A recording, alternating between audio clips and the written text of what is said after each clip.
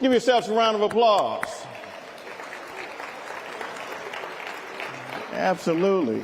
Now, before we get the show on the road, we have a number of sponsors that we need to thank, because without them, there is none of this. We're not doing any of this. So it's very important to acknowledge, those that are making it very possible for us. Now, I think you may not know that this is Operation Hope's 30th anniversary, right? And I want to give an acknowledgement to Wells Fargo. Is Wells Fargo in the house? That's right. Wells Fargo has been our longtime sponsor of the Hope Global Forum for a number of years, and they are our signature sponsor for the 30th. So let's give them a round of applause. And we have another great partner, a great sponsor that is playing a big role in allowing us to provide this great event. It's Truist in the house. I know they're in the house. Woo-hoo! That's right. That's right. Allison Robinson and the team. Now, Truist not only is one of our great partners and big sponsors for this event, but they are our largest partner with the Hope Inside Network, soon to be 50 locations.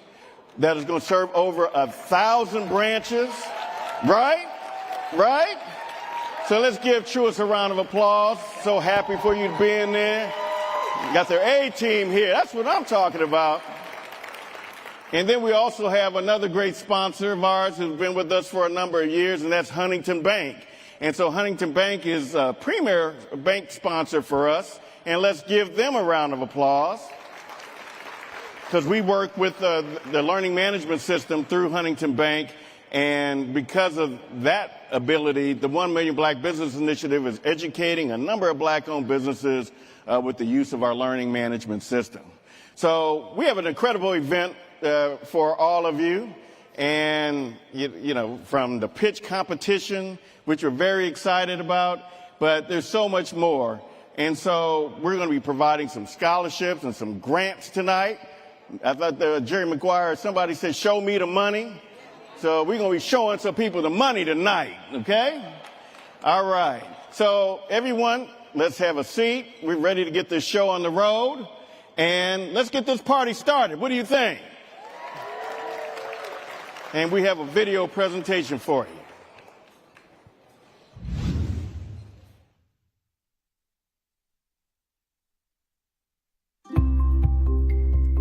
An individual's sense of belonging and trust is so important to address as we think about removing the barriers to financial inclusion. You can't grow a community or a country without access to banking. You need entrepreneurs in business and consumer health in concert with a solid banking system to uplift and grow any community. This long-standing complex issue is one that we knew that Wells Fargo would not be able to solve alone, and we couldn't think of a better partner than Operation Hope. Wells Fargo and Operation Hope have a 30-year relationship that's based on trust. I am super excited about this opportunity to extend their resources and expertise into the broader community. You needed a system for uplift, systemic uplift. And so we found hope inside of a bank branch. Operation Hope has a unique approach around economic empowerment and using financial coaching to help people overcome financial challenges and meet their financial goals and dreams. Hope Inside is an awesome opportunity for us to bring financial coaches and counselors into our branches and really help extend their reach into the community. We're literally going to help create a generation of sustainable new customers.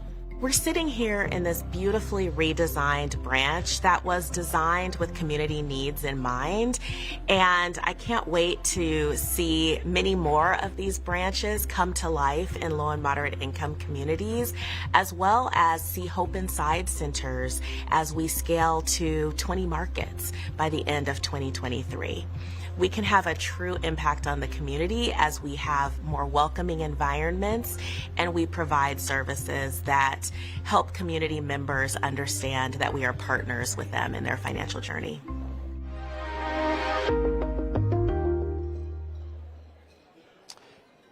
At this time, we want to have a very special person from the Hope Army, one of our Hope financial coaches. I want you to know that through our financial coaches, everything happens. So we have someone special that's going to join us to talk about her testimonial. So at this time, I'd like to introduce Michelle Pillow, one of our Wells Fargo Hope Inside coaches. I see you, Wells Fargo, over there in Stone Mountain.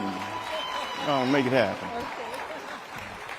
Good evening, everyone. My name is Michelle Pillow, and I have the distinct honor of being Hope Inside's 200 coach inside of our 200 location, Wells Fargo, in Stone Mountain, Georgia.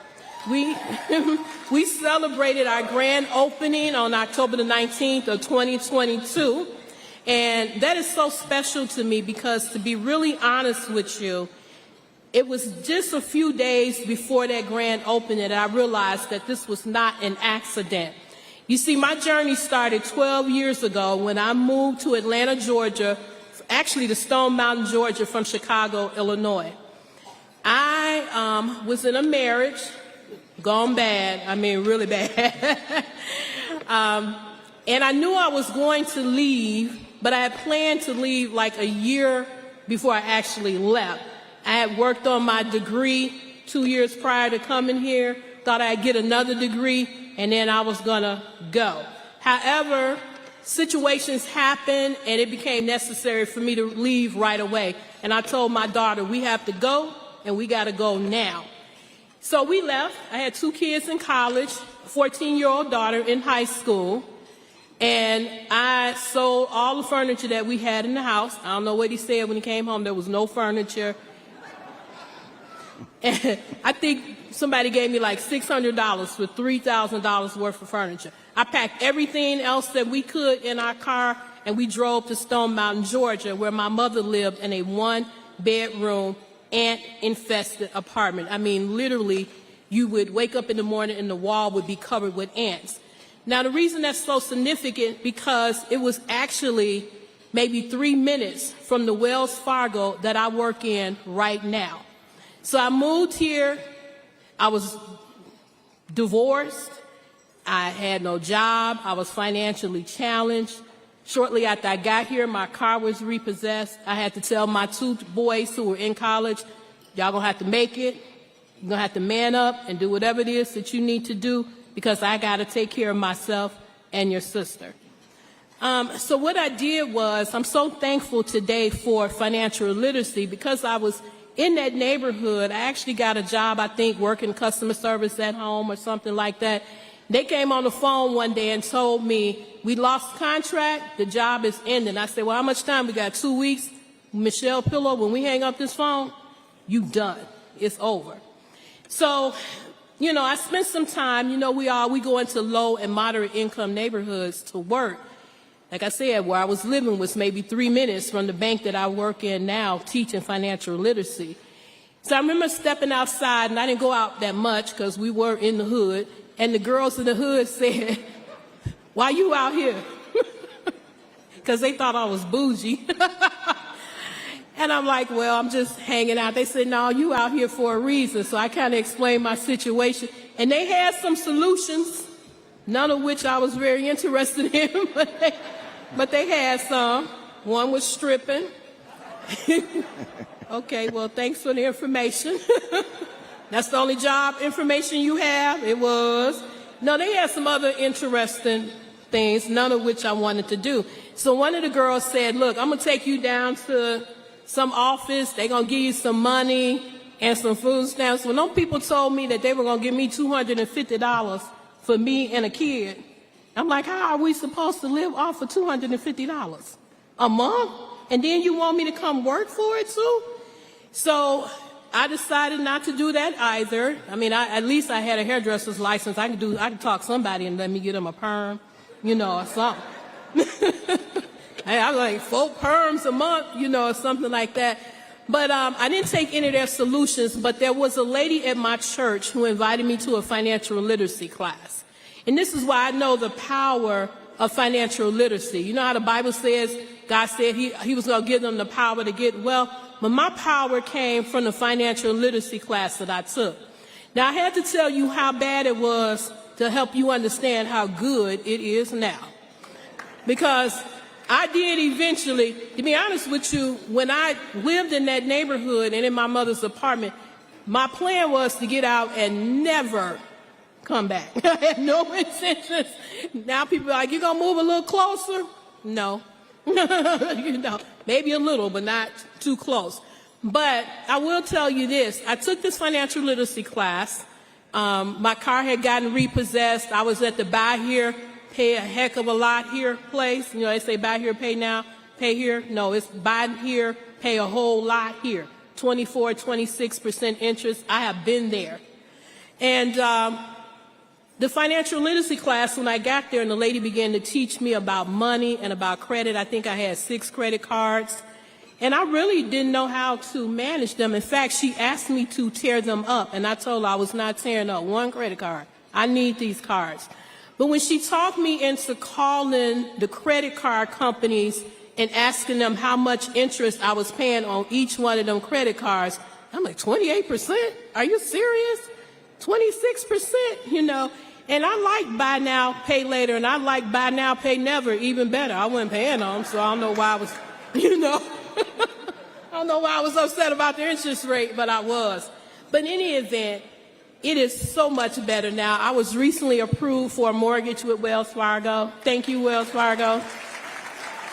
My credit score is in the 700s, and I teach people every day not only how to raise their credit score, but how to maintain. When you get to a certain level, you can get there, but can you stay there? And that's one of the most important things. So I would like to thank Operation Hope and Wells Fargo for the opportunity that I have every day to go in and help people who are or may be where I once was. Thank you. Have a great evening.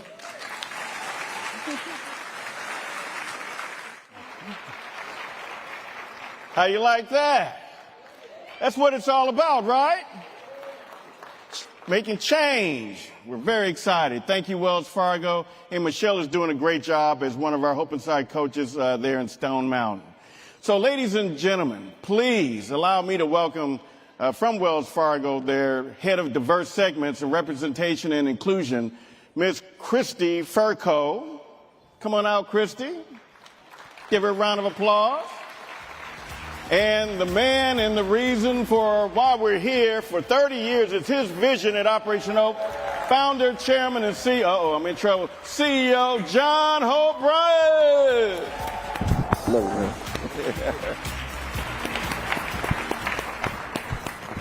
Hello, Atlanta! Come on now. The Bible suggests be hot or be cold. If you're lukewarm, I'll spat you out. Translation, even God does not like mediocrity. Come on now, act like you're meeting your wife or your husband for the first time, or your new employer. Somebody giving you a loan for your first time. Hello, Atlanta.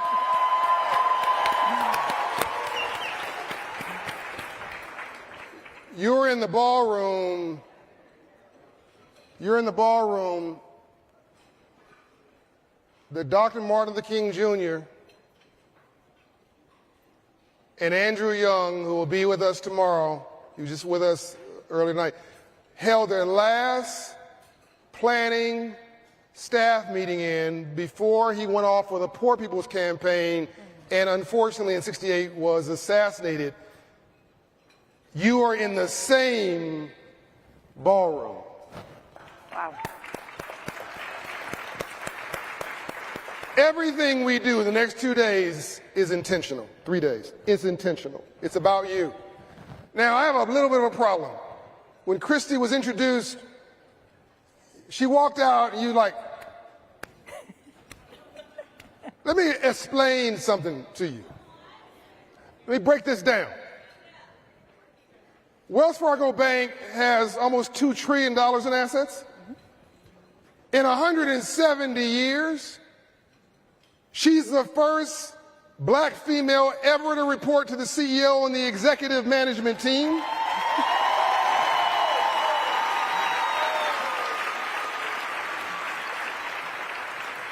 She's the first black female CEO of a money center bank's mortgage company in the history of America.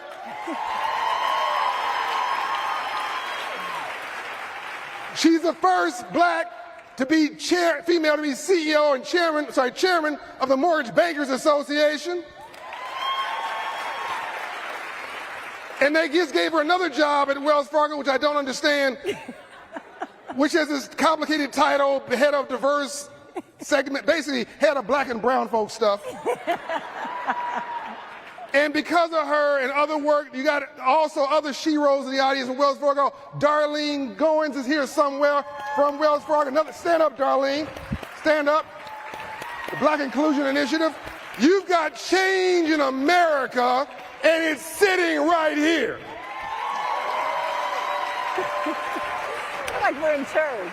Oh no, we're going to have some church. It is Sunday. We can say amen. Yes, amen. I don't want you to be casual about this.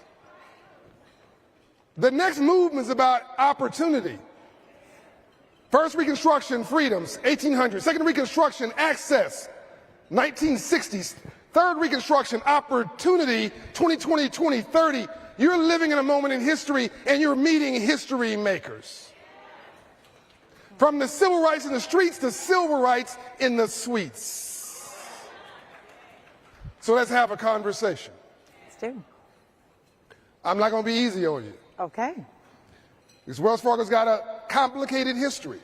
Indeed. We're turning a corner, rainbows after storms. You're part of that, and I commend Charlie and Bill and all for the changes they made. And to pick you was an interesting selection because they could have gone safe. But you are what I call a real sister, S-I-S-T-A. Tell us about mom and dad. Tell us about you, the real story. Well, so I'd like to tell people I am the daughter of a track coach and a stay-at-home mom. My father has the distinction of being the first black head coach to lead a Division I major university. He was the track coach at the University of Arizona. And so, yeah, we can give it up for Dad. So my father was named, so I was born in Compton, California. Yeah, straight out of Compton. So my whole family, both sides, grandparents, aunts, uncles, cousins, everyone's in South Central Los Angeles. And so went from 99.9% black in Compton to Tucson, Arizona, which was 99.9% white. So my upbringing was traversing both worlds. So I wasn't, after, like when we'd go back to Compton, they'd be like, well, why do you talk funny? And it was like, what do you mean how I talk funny? And so, after a couple of days of being there, I'd pick up my South Central slang, and my mother would be like, don't you change for anyone. You be who you are. And so grew up never being black enough for the black kids or white enough for the white kids. So I just learned to be authentically me. And however that kind of showed up and was. Now, my mother's here, Juanita Smith, sitting right here, whose credit score is 857, by the way. My mother says she's not black, she's green. I once asked Chrissy, my mother, if she's going to get married again. She divorced my dad over money. She said, yeah, baby, if I get married again, he's going to be a BMW. I said, Mom, don't be vain. She said, no, baby, a black man working. Mom was a bad sister, but Mom and I remember a different Compton. Like, clearly you grew up in the bougie Compton. Like there was a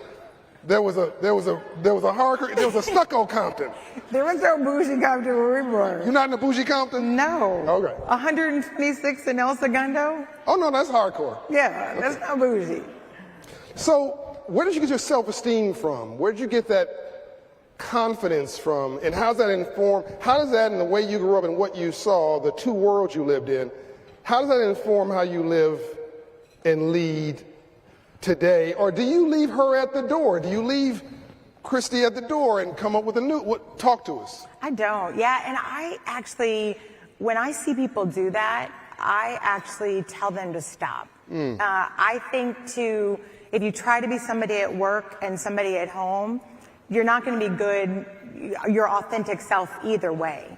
And so for me, it's always about show up true to who you are, because that incongruence, and I know we talk about in corporate America, the black tax, like we got to act a certain way or say a certain thing. And I've never found that worked for me, because I couldn't remember. I couldn't remember who I was supposed to be, when I was supposed to be. So I just showed up to be who I was.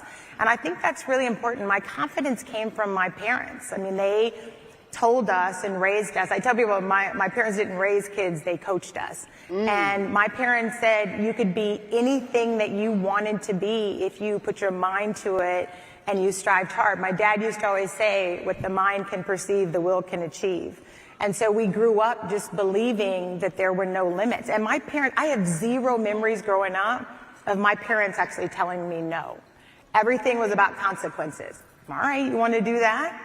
Then here's what the consequences of that are. But if you do this, here are the consequences. And we always got to choose. So they were always teaching us critical thinking, making our choices, living with the consequences of your choices.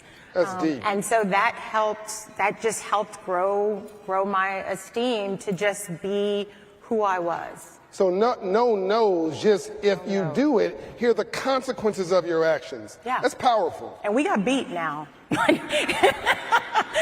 Those consequences were severe, but you just, you got to do what you wanted to do. Well, we call it spanking. We call it, wasn't No, we got beat. It was corporal punishment. I didn't get spanked. Mom, you were kind on him. I didn't get spankings. We got beat if we didn't do things right. Yeah, you tell my mom would tell you to go back and get a switch from the backyard. Oh, yeah. And you came back with a little twig, she'd go get half the tree. Yeah.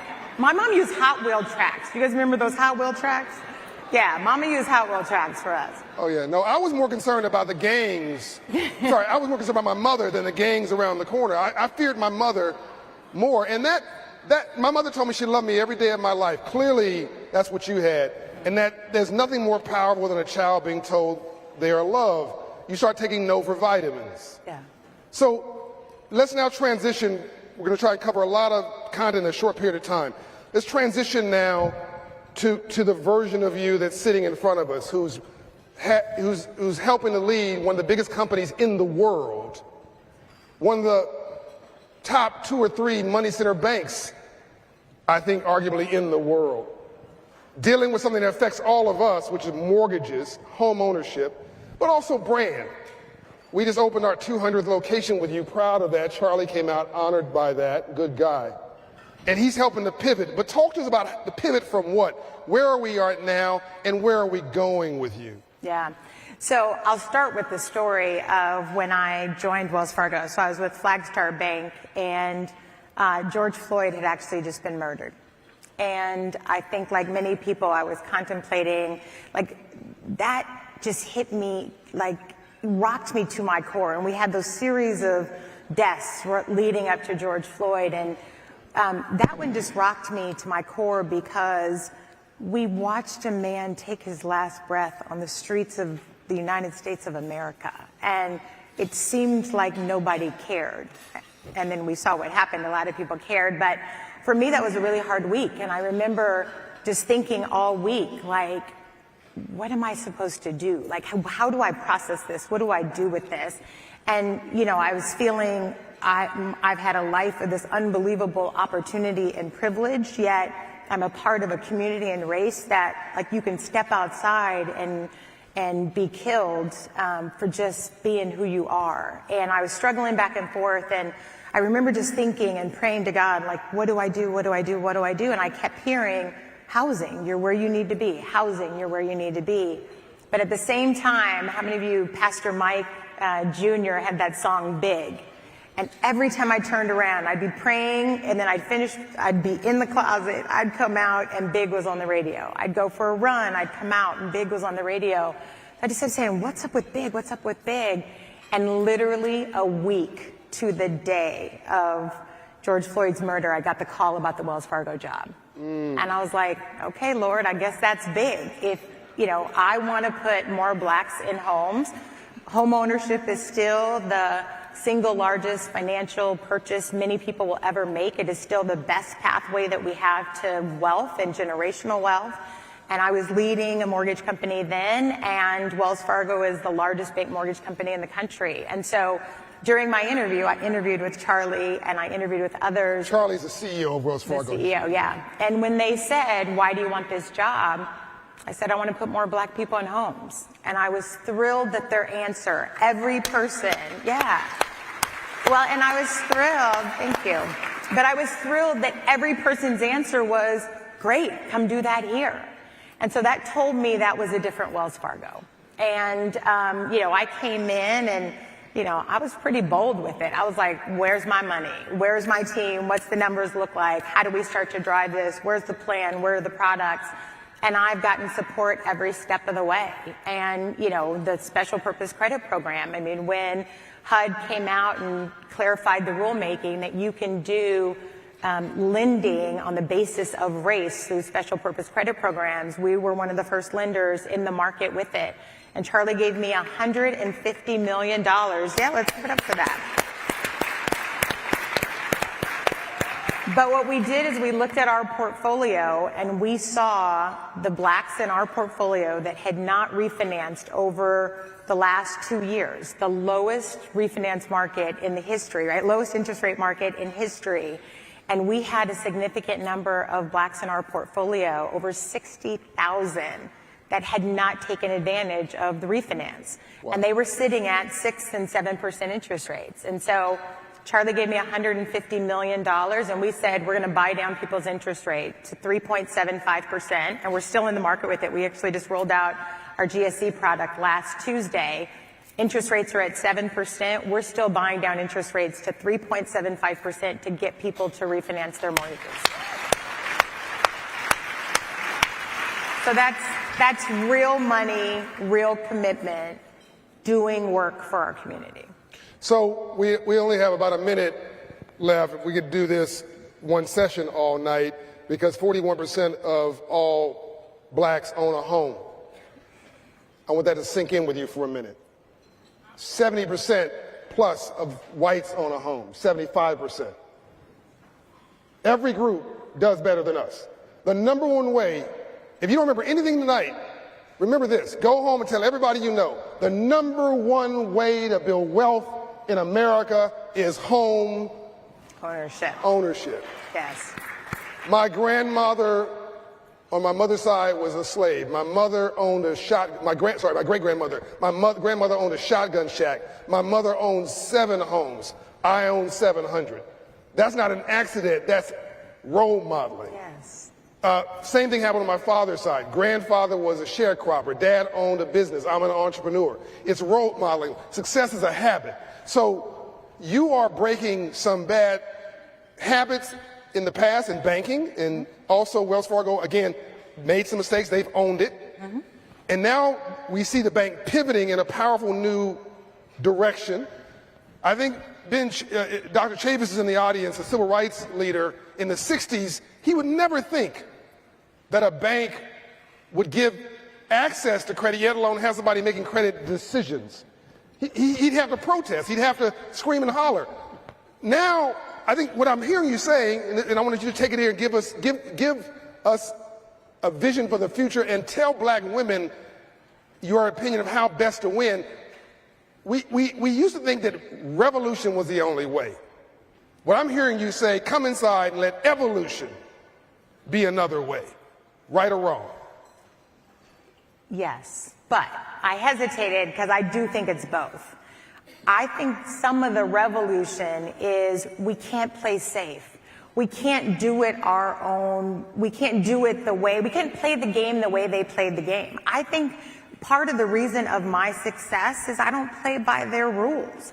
I write my own rules, and I have enough confidence to say that if it doesn't work for Wells Fargo, I can go somewhere else and do this. And I think they know that. And that's the power that we have.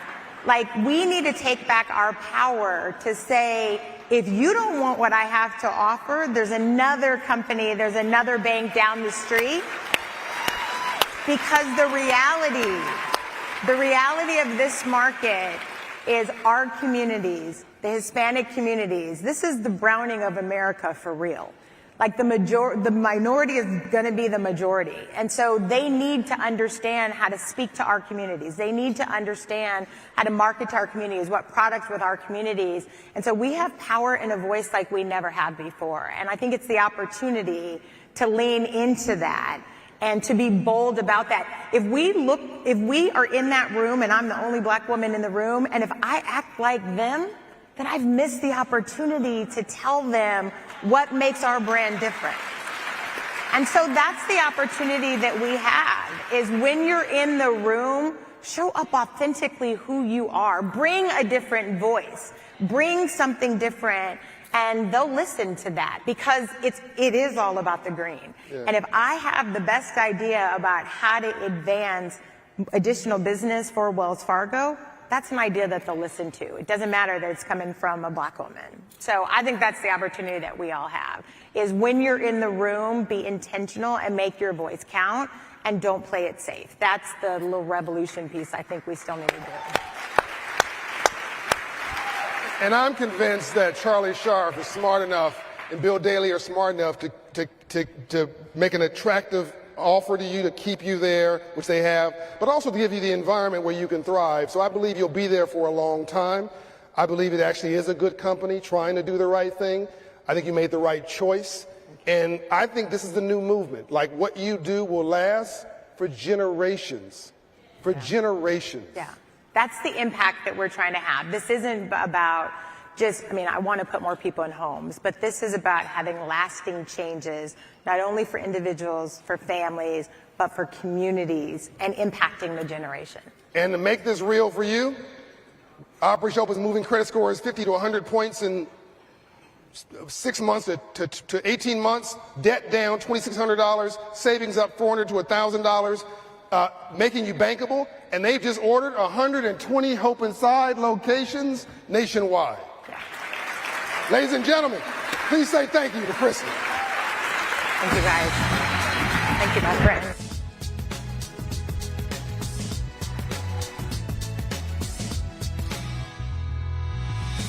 Please welcome to the stage award-winning journalist and evening anchor for WSB-TV, Karen Greer.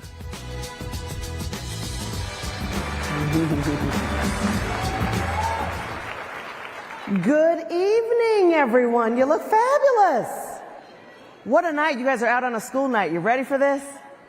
Yes, this program is going to be remarkable. Just all the people that are going to be here. You're going to have a wonderful time. Thank you, thank you, thank you. It's so good to be back at the Hope Global Forum and to see so many of you out there, so many friends, so many people that I've met since doing this before.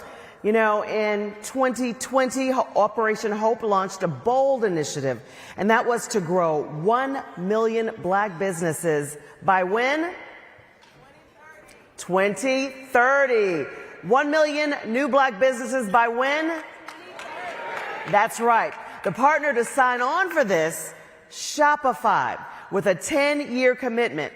In a moment, we're going to watch some of the best entrepreneurs from around the country compete for cash and some other prizes. But first, we have someone very special we want to welcome to the stage, Mr. Brandon Davenport, head of Equitable Commerce Initiative for Shopify. I went that way too. Wow. This is incredible. Hope Global Forum, how y'all feeling tonight?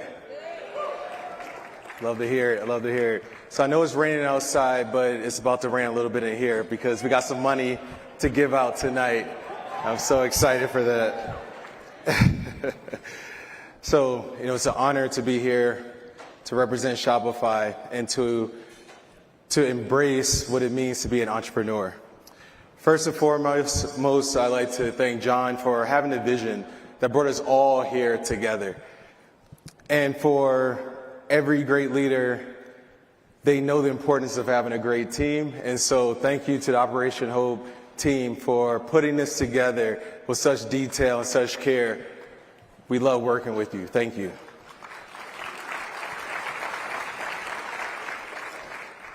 Back in 2020, at the heart of the most recent widespread advocacy for racial justice in this country, John had a vision. And he saw an opportunity to advance people in this country through entrepreneurship. The call went out for corporate participation, and because of the mission-aligned nature of that vision, Shopify answered that call. Shopify is a company that's making commerce better for everyone, and out of that, the 1 Million Black Business Initiative was born, an effort to create wealth, prosperity, and self-actualization. And we are proud to celebrate year 2 of this 10-year commitment. I am head of equitable commerce at Shopify, and my team leads Shopify's commitment to achieving the aims of the 1 Million Black Business Initiative. Our mission for our equitable commerce is to make successful entrepreneurship more accessible for Black and Indigenous entrepreneurs. In order to make commerce equitable, however, we must first acknowledge and then address the barriers that drive inequality, like lack of access to capital, mentorship networks, and location. And just like the people you're about to hear from in a few minutes, I too am a business owner. And I understand firsthand the challenges we face as Black entrepreneurs to start, build, and scale our businesses. But I also know firsthand our collective superpowers, being resourceful, relentless, setting the tone for the culture, and our deeply rooted connection to our community. Black businesses are winning, and they will continue to thrive. And today we celebrate successful entrepreneurship. But now imagine a world where we've eliminated the systemic barriers and leveled the playing field. For entrepreneurs to have equal access to capital, mentors, and unique selling opportunities that act as a catalyst for growth. While we can't change the course of history, we can do the work to make commerce better for everyone today, and we are. Let me not be mistaken, however. What we're talking about is not charity. It's a sound business strategy. Because when Black businesses are successful, as Americans, we are all successful.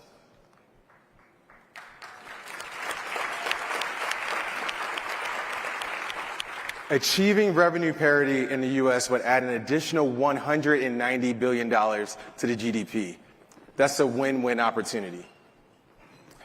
As we sit here and watch these entrepreneurs passionately tell us why they deserve to win this competition, I invite each of you to unite across industry, intellectual capital, and influence, to participate in lowering those barriers that hamper entrepreneurial success.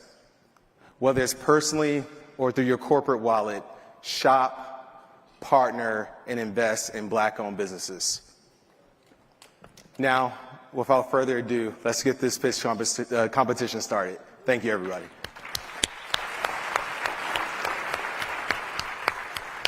That's right. Let's do it, Brandon. Give Brandon a big another round of applause. Thank you. All right, we are going to get this competition started, so please welcome back to the stage the man to make it happen, Mr. Lance Triggs.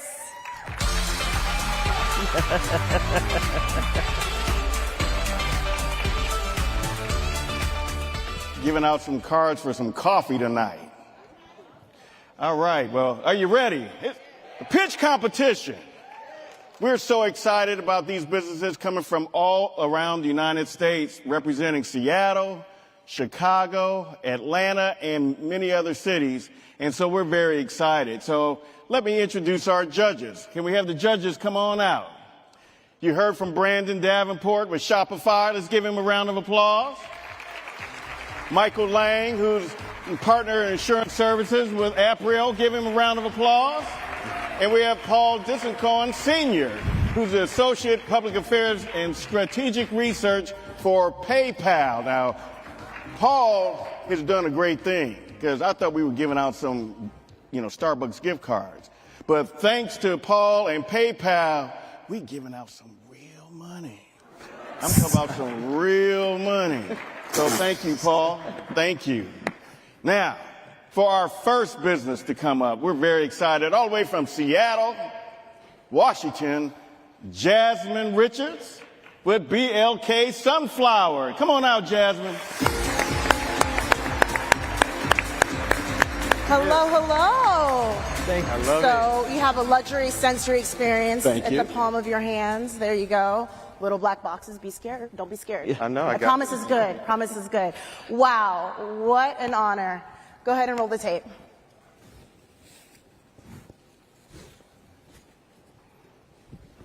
It's a beautiful box. So never in a million years would I have thought my pandemic project would bring me to a space like this. Like, I remember going to pick up my son from school, and they said, listen here, keep him. You can't bring him back. I'm like, what? Who's supposed to watch my son while I work? Like, that's what you guys are supposed to do. So I managed to pull myself away from my 16-hour Netflix binge and then DoorDash, box wine. I was like, I have to do something. Money's getting low. Maybe $500 in my bank account. I made these candles a few months prior, and I was like, what do I have to lose? I am going to put these candles up on a website.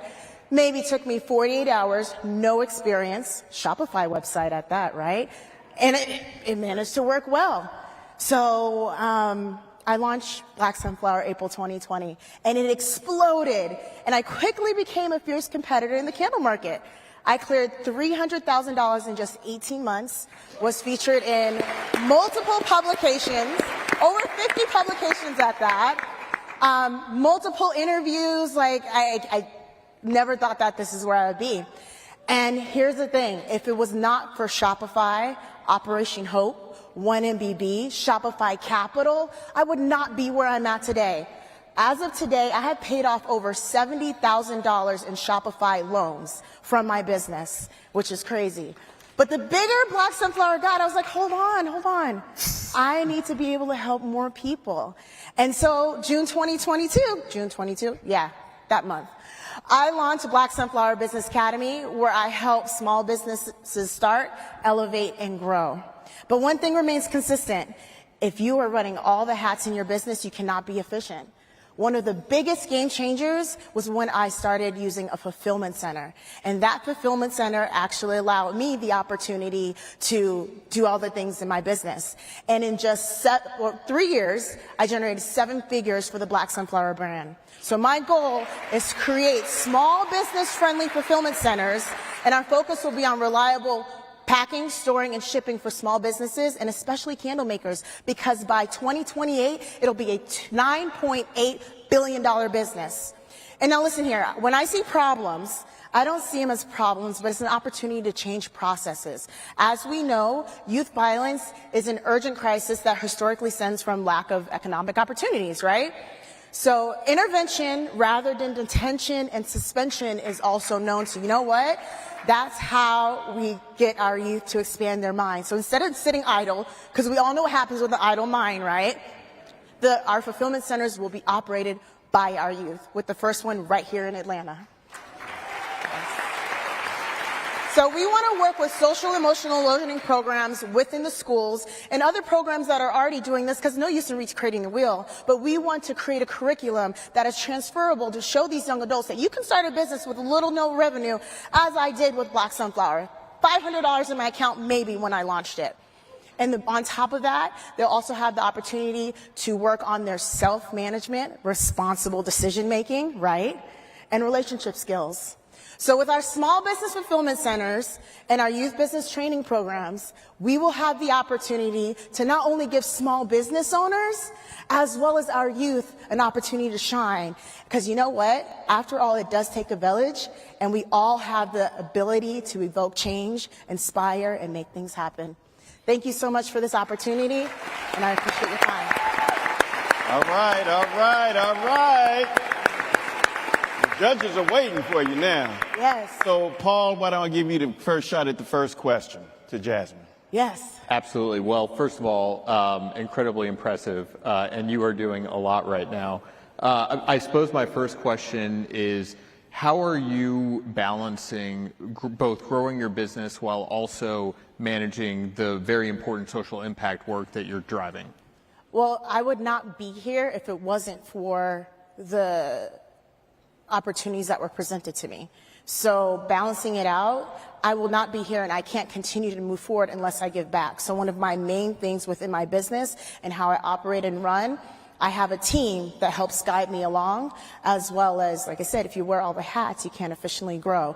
That's the hardest part, is finding those right team members, but no one can work with me unless you have the same heart and you're willing to create change and make things happen. So finding a team that has the same beliefs, goals, and drive to put people in rooms to help them grow, that's me.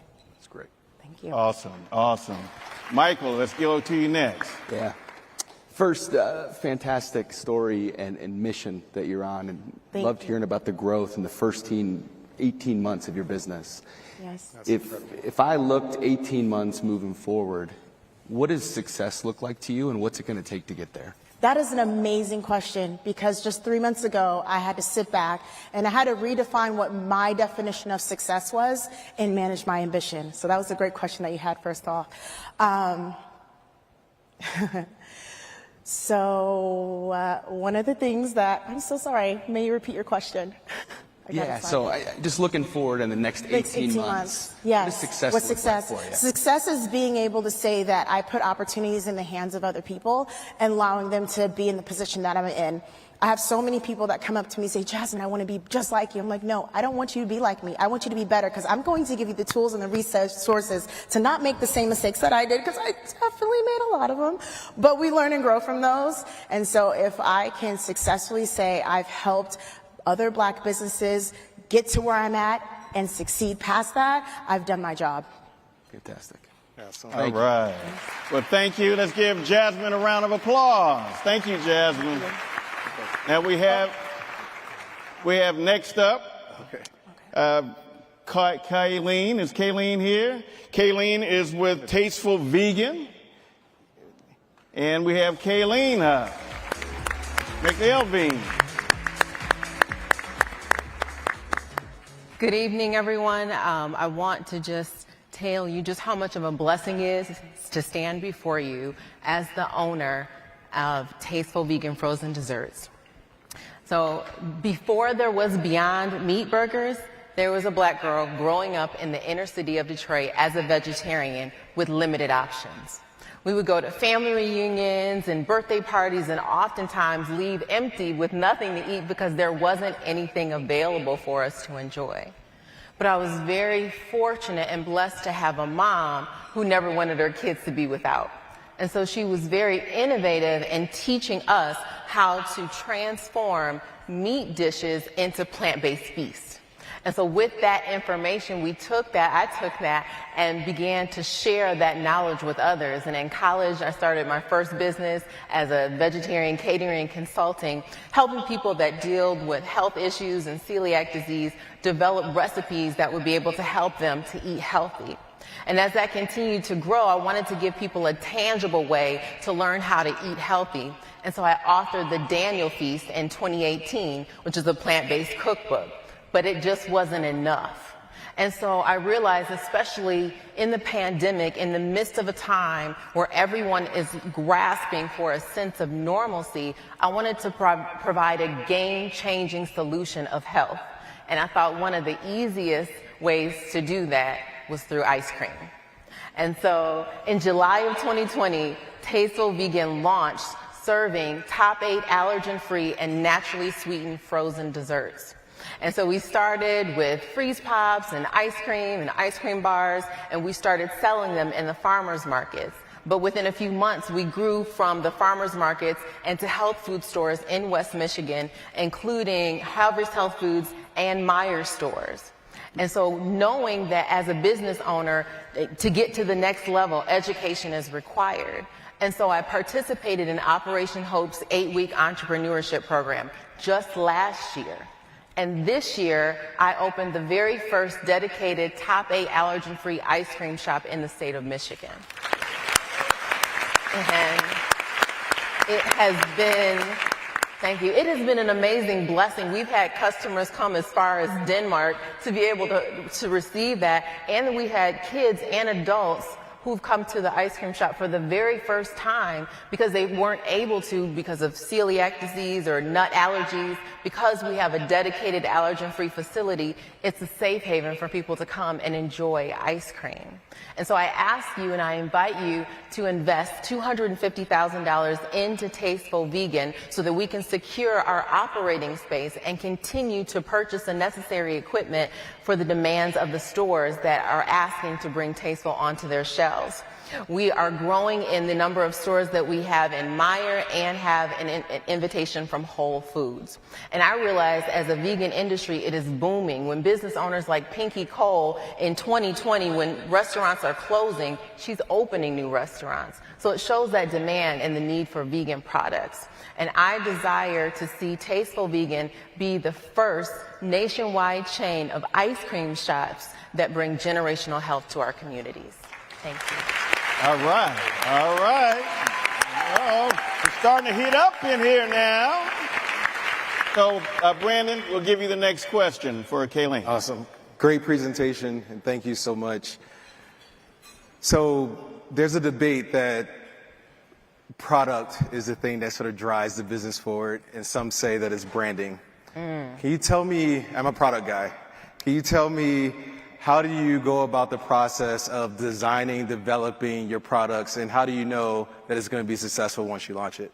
That's an excellent question, especially because I have a vegan product. Because sometimes, especially when I opened up the ice cream shop, I almost didn't want to tell people it was vegan because they're like, "Oh, it's going to be disgusting." So it's been cool when people didn't know and they tried the product and then they came back like, "Oh, it's vegan. I like it." You know, so it was really the product sold itself. And then from there, customers began they did the branding and the marketing for me by sharing their stories. And that really helped the product to grow and reach more. Cool. Thank you. Excellent, excellent question, Brandon. Paul? Yeah, so again, incredibly impressive pitch, great story. Thank you. My question was actually along the same lines. As you expand into more stores and your product is standing up to other products next to it, how do you keep that personal touch of your brand and your story to connect to customers? And that's one of the things I think is most important to me because the people that follow the brand, I call them my Tasteful family. And I always want to make sure that I'm involving customers, so I invite them on my website to offer suggestions for maybe different ice cream flavors that they have. And I want to make sure that because the reason that I do what I do is for them. And oftentimes the people that I'm reaching are people who felt neglected because they haven't had any options. So I never want them to lose their voice. So through the website and through Instagram, I stay connected to my customers so that they always recognize they have a voice. Excellent. Let's give Kayleen a round of applause. Great job. All right. We're at the midway point. We got someone all the way from Chi-Town here. Get some love for Chi-Town. All right. Well, we have the founder and designer for Admireware, Joshua Dixon. Let's give him a round of applause. Come on out, Joshua.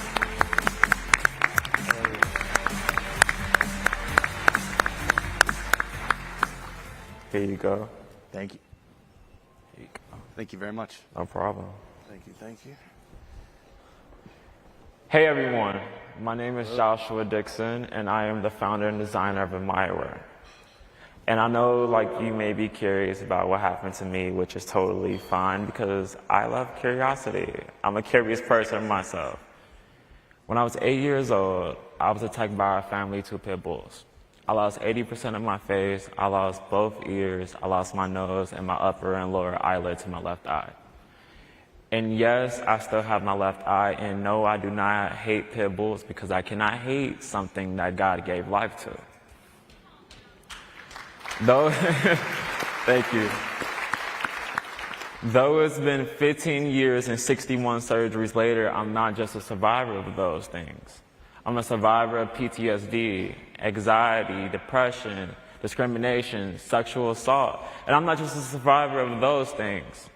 I'm a survivor of mental health trauma. I'm a survivor of 2 suicide attempts.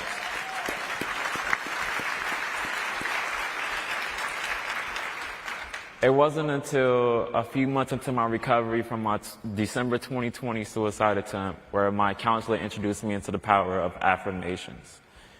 And after that session, I was going downstairs looking into the mirror, and I was about to do what I do very frequently, is judge myself for my flaws. But this particular time was the first time that I actually enacted love onto myself after the accident. I said, I admire you for not giving up, that we got this.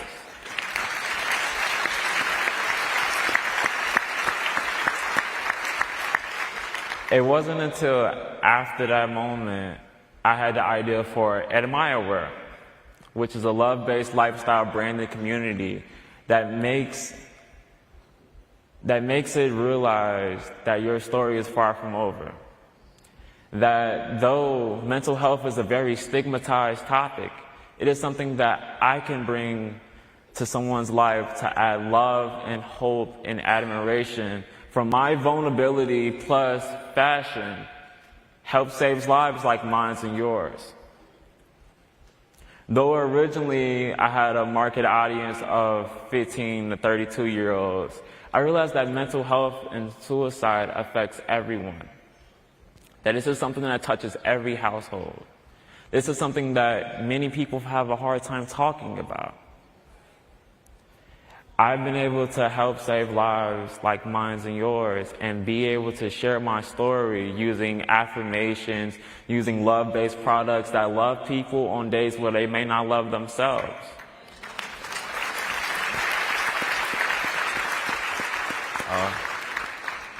And even though it's been 15 months since I started AdmireWear, and it's just me, but I make all of the clothing out of my room. I have the equipment, and I've been making orders out of my room delivered to people around the world. Ever since the start, there's been over 660 AdmireWear products delivered worldwide.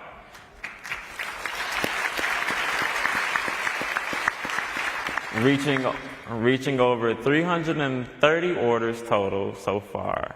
But with my social media platform touching over hundreds of thousands of hearts combined on both social media platforms. And I don't think of AdmireWear customers as customers. I think of them as family. They're admirers. They're all people who have survived, who have been through something. And we're all survivors in our own way. Everyone in this room has survived something. And that's something that I'm bringing to the table, is that fact that we all have something in common. Though we are different, we can find common ground. And that's how we can help save lives. It's been 15 months into AdmireWear. I have generated over $20,000 in gross revenue with a profit margin of 49%. And most of my sales, 98% of my sales, have all been sourced organically through making online social media content.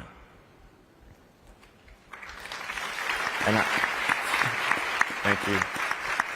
And I thank you all for being here today, because not only being on this stage, being on this platform, being a black kid from the south side of Chicago, you make tomorrow worth fighting for. You make my day, honestly. Like, it's awesome. You should give yourself a round of applause, because all of your stories is important. All right. So, Michael, you got the next question. I think I'll start. I think what everybody here is thinking, and that is such a powerful and inspirational message that you have built a fantastic business on. So, thank you. My question, and I think you kind of touched on it, was the success of people returning to buy the product. As you look forward at your strategy, what is your marketing strategy to keep people in the AdmireWear ecosystem, to keep them coming back? Helping people feel inclusive, helping people know that their story is valuable, that they deserve to be heard, allowing people to not only get those cards, which they can use to give someone else who may be struggling, but allowing them to create conversations that we're not having enough of.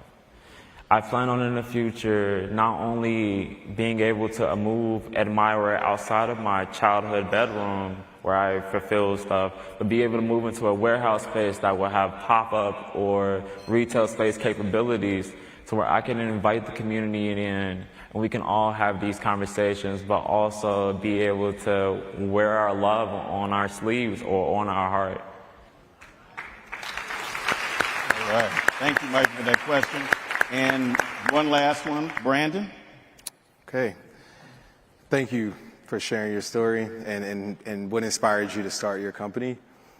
The beauty about being able to pitch thousands of people, and this is for each entrepreneur here, is that you'll now have a lot of new customers. So thank you, everyone, for supporting these businesses. I guess I don't really have a question yet, just make sure you guys do that. But I guess more so, how beyond the folks here tonight do you find your customers? Or not your customers, the family, the Meyerware family. How do they shop you and learn about your brand? Just making videos about my story. Understanding that though all of the trauma that I've been through, like it's been 15 years and I've endured things that no one in 15 years should ever endure. But somehow God saved my life from that suicide attempt to help save others. And so making videos, by making videos and content and also asking them for feedback, allows me to not only create the conversations, but I'll also talk to them very frequently. I talk to my customers, communicate with them, be a person who they maybe could reach out to if they want to create the conversation or they may be having a bad day. I have actually saved a few people from having a crisis by just by being available, which is something that we need in our community, is for people to be available just to listen. And before I finish, the one thing that has been really helpful is that I've been taking classes myself. Psychology classes, mental health classes, classes on suicide prevention, allowing me to educate myself so that I can better help anyone or be able to create the conversation with mental health literacy so that people could feel more inclusive and feel like they have a plate at the table rather than just having a seat but not being voluntary to the conversation. Thank you for the offer. All right. Thank you. All right. Well, let's give Joshua a round of applause. Thank you. I want some of those shoes. In the shoes. All right. Now we're down to our last contestant. And so we have a husband and wife business owner coming up. And so at this time, I'd like to invite Stacy Howell and Hollis Howell, the owners of Woodhouse Spa. Let's give them a round of applause.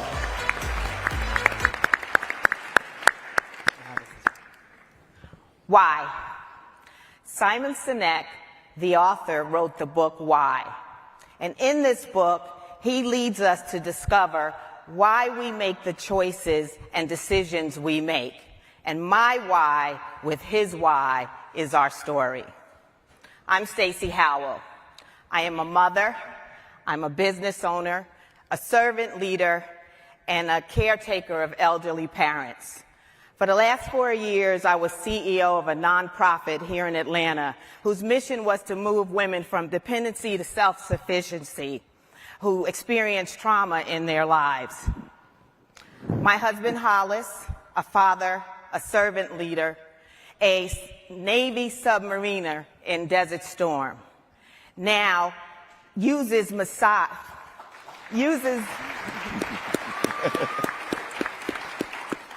He's careered in cybersecurity, but uses massage as part of his recovery for his damaged knees. Why? Because he took an oath to serve and protect, and in his sacrifice, he stands for good health and wellness as an ambassador. Together, we opened up our dream business, a Woodhouse Spa in Buckhead.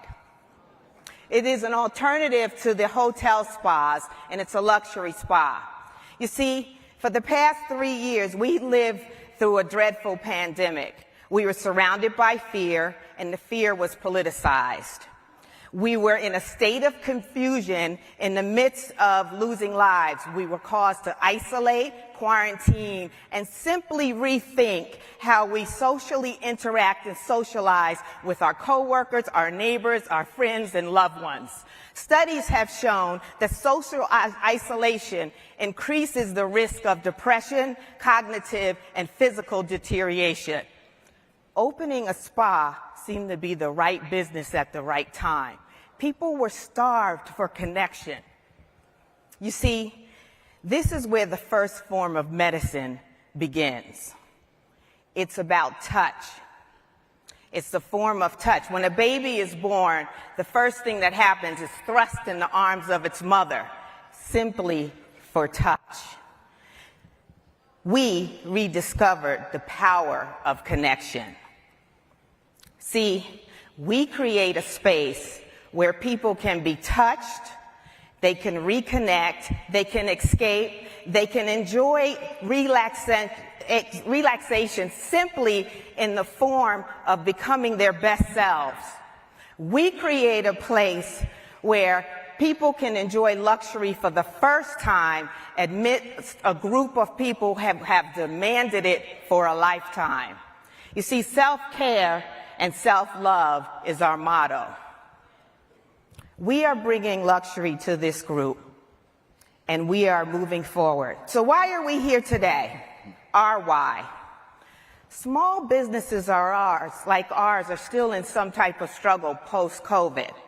Yes, we have the right product, we're in the right location, and the right time and space. However, it's very difficult to attract and hire and retain good employees. We are hiring signs all over by small businesses. It is an issue of our survival as a small business. So we, as solution architects, decided that the answer was in my redevelopment job readiness alongside of our wellness care spa business. In other words, to create a school alongside of the Woodhouse business. A school where we could train students to apprentice and become employed after graduation. This career path gives therapists the purpose and allows them to serve in the global $3.95 trillion global hospitality industry and become part of the $935 billion industry of beauty and wellness while achieving a six-figure salary. With this continued mission to change lives and still build self-sufficiency, we can train students for luxury and the skills to be employed by 5 separate Woodhouses in Georgia alone by 2025. We solved the problem of employees and for ourselves, and we opened the door for a cost of a 10 to 20K tuition versus an 80 to 100K college debt.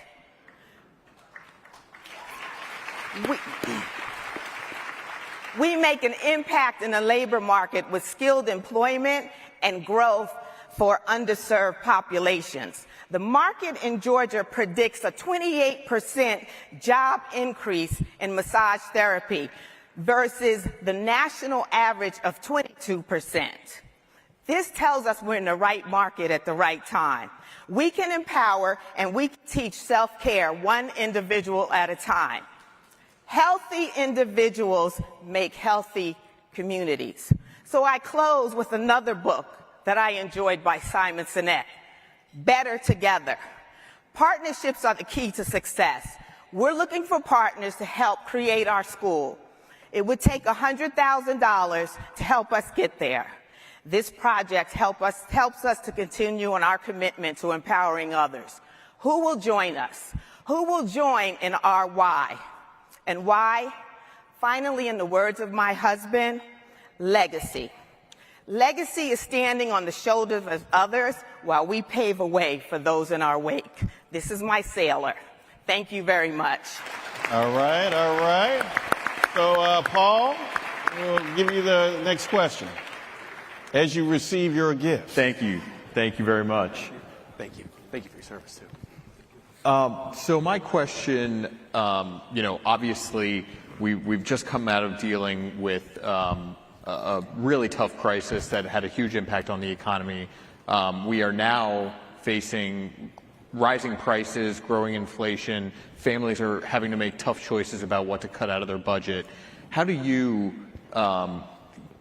plan to, in the next 6 months to a year, continue to retain your customers, reach out, grow your customer base, and encourage them that this is a really important part of their lives? I think what we learned about the COVID, there's always a silver lining, and that's how my spiritual mindset goes. We saw the problems, but we also saw families spending more time together. I saw mothers and daughters walking. I saw families riding their bike together because we took a pause, and we had to. And I think we learned that self-care and self-love is important, and that's why we had this great resignation, and that's why we're struggling. So we give discounts. My staff is committed to doing volunteerism twice a year, every 6 months, and we pay for that because we believe in being part of the community. But we'll do discounts and programs and everything. But our real main thing is to advertise in social media. You got to take care of self first. Put that mask on when you get on the plane. You can only put yours on before you can help somebody else. We work in stress, but we don't take care of ourselves. All right, all right. Well, let's give Stacy and Hollis, Woodhouse Spa, a round of applause. Thank you. All right, now our judges are going to go off stage, and they're going to go ahead and tally up the votes, and then we're going to make the announcements of the winners. So, Mic's off. All right. We can leave that here, probably. And then we also have an additional surprise by Shopify, which Brandon's going to mention in a second.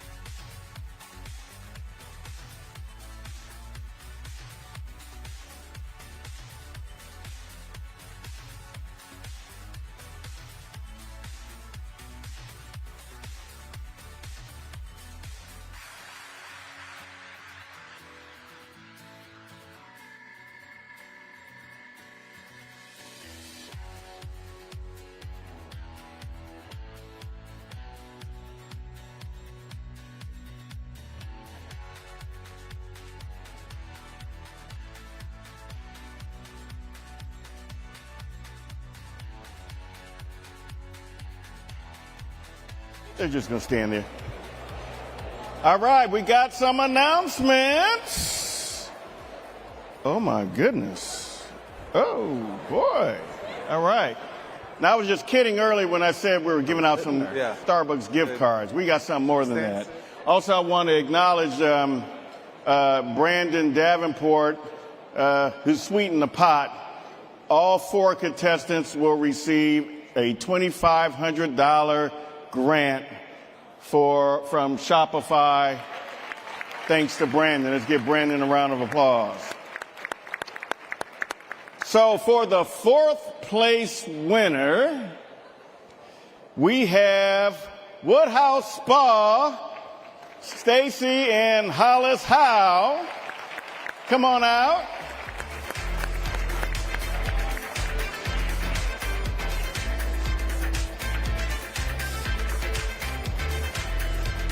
And not only they get this certificate of achievement and $2,500 thanks to Shopify, but thanks to PayPal, they get another $7,000.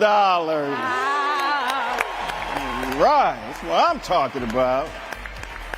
Okay, in third place, we have Joshua Dixon with Admireware. Come on out, Joshua.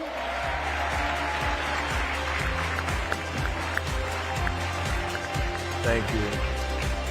And in addition to the $2,500 grant from Shopify, thanks to Brandon, he will receive $8,000. That's awesome. Thanks to Thank you. Paul and PayPal. All right, it's getting hot up in here. Second place, we have Jasmine Richards with BLK Sunflower. Come on up, Jasmine.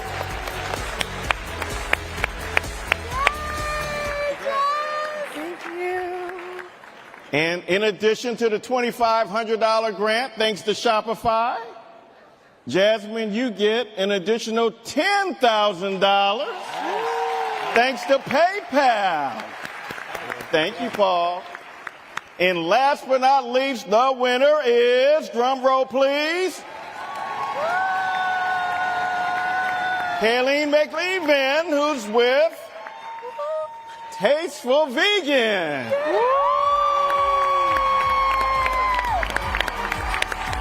You did it, girl!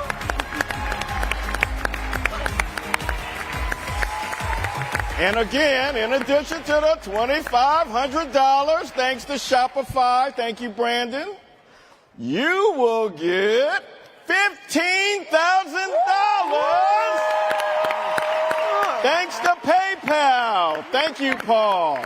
Let's give all the contestants and our judges a round of applause.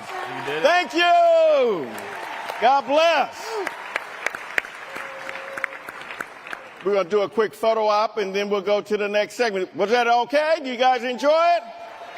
Thank you for supporting our 1 Million Black Business Initiative contestants. All right. Thank you.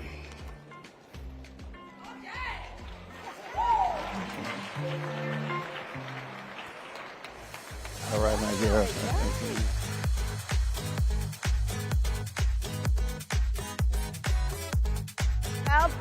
How about those pitches? And how about those prizes? What a way to get started and kick things off. Congratulations to everyone.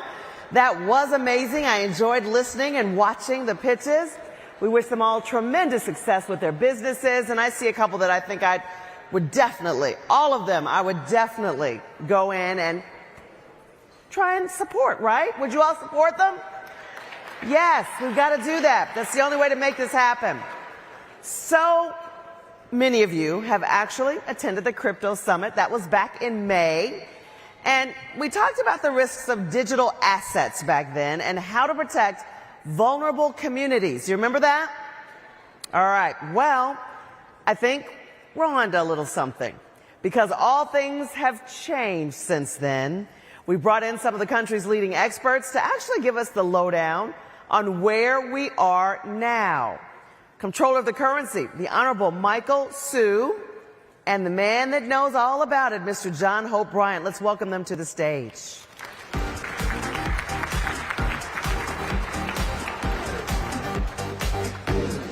Are you guys enjoying tonight? I am so excited. Dr. King, his last book was Where Do We Go From Here? And people forget that in the 13 years that Dr. King was in this movement, every day was not a I Have a Dream speech. Most of it was boring staff meetings and conference meetings and going to parent-teacher night and going to the grocery store. And he probably gave this I Have a Dream speech 100 times. Andrew Young tells me before the March on Washington. The one time that it all came together, we remember. But they don't realize all the other things that really took the moment to its moment, made the moment possible. It was all the background work. Where do we go from here on cryptocurrency, on technology, Fintech, and specifically you and I had a conversation about 6 months ago on this stage at the first ever cryptocurrency summit of its kind. And people call me a bit of a poo-poo person when it came to crypto, and I wasn't. My wife has crypto, and I, full disclosure, I have an account just so I wanted to be able to track it and understand it.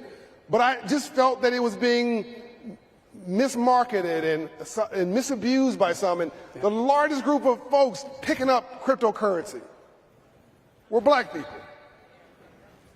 Poor, struggling, black and brown people using their rent money for something I thought was very risky. And you and I sat on this stage and had a conversation, and I want the audience to know this is the first federal regulator. Michael, the comptroller, regulates $15 trillion in banking assets. So 70 cents of every dollar in the banking system in the largest economy in the world is regulated by this man. And he took the time and took, I think, professional risk in putting his foot down, the only federal regulator, at least the first one, to say, I have concerns and I want to protect people. Can you just, before we do anything else, just say thank you to Michael Su. So 6 months later, where are we? What have we discovered?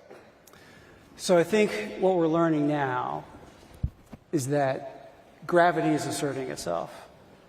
Crypto has been long on hype, short on discipline. And in any industry, that's an issue. In an industry where you're handling other people's money, that's a really big issue. And so we're seeing that play out now. And I think that there's more to come. There's more to come. We gave some warnings at a time where hype was at a zenith. Yep. What's happened in the last 3 months specifically that concerns you? Well, so maybe just to go back for a moment. So 1 year ago from today, crypto was probably $2.5, $3 trillion total market value. Bitcoin was probably $60,000. And everybody was feeling FOMO. Everyone was feeling that there's someone out there making a lot of money on this. Should I get in? And I think everyone was chasing. And it was hard not to. But I think with matters of money, you got to take a hard, cold, sober look and say, what are the risks? What's the upside? What's the downside? And is there discipline? Is there discipline that's being exercised? And I think in that space, there's very little discipline. I think you're seeing some of the effects of that now. So one thing you told me when we were talking at lunch about 8 months ago was there were, if I'm getting this wrong, there were thousands of cryptocurrencies. Yep. Is the number 20,000? What was it? I mean, it depends on how you count them, but it was well over 10,000. Well over 10,000 tokens of various total of different tokens. And what percentage failed? I mean, so now you're going to stretch me. Like, a lot of them have failed.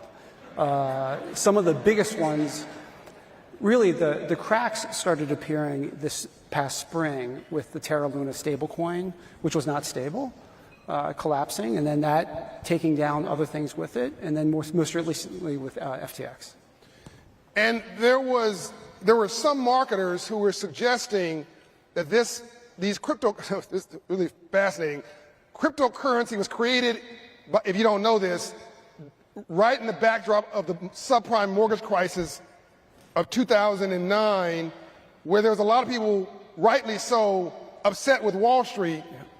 And I've always said, whatever decision you make emotionally is a bad decision. And there were some emotional money movements that were a pushback against Wall Street and banking, saying, we lost our money somehow in this subprime crisis, so now we're going to create an alternative system that has no connection to Washington, to the dollar, to banks. That's where this came from. Now I find it fascinating that certain marketers were then saying, we are FDIC insured or backed, or we're backed by the U.S. dollar. Am I mistaken about this? No, you're exactly right. So, but John, I think it's important. Your first point is really important.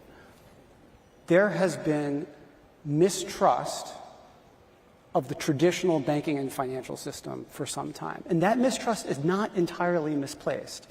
So you mentioned the 2008 financial crisis. That was a huge source of the mistrust. But even before that, for communities of color. The Freedmen's Bank. Right? Freedmen's Savings Bank. We've talked about that. For communities of color, for the underserved, the traditional banking system has not necessarily been there for them. And either you've got redlining, you've got predatory lending. So there's reason for folks to have been skeptical and to want to look for something else. So I think that needs to be acknowledged. Yeah.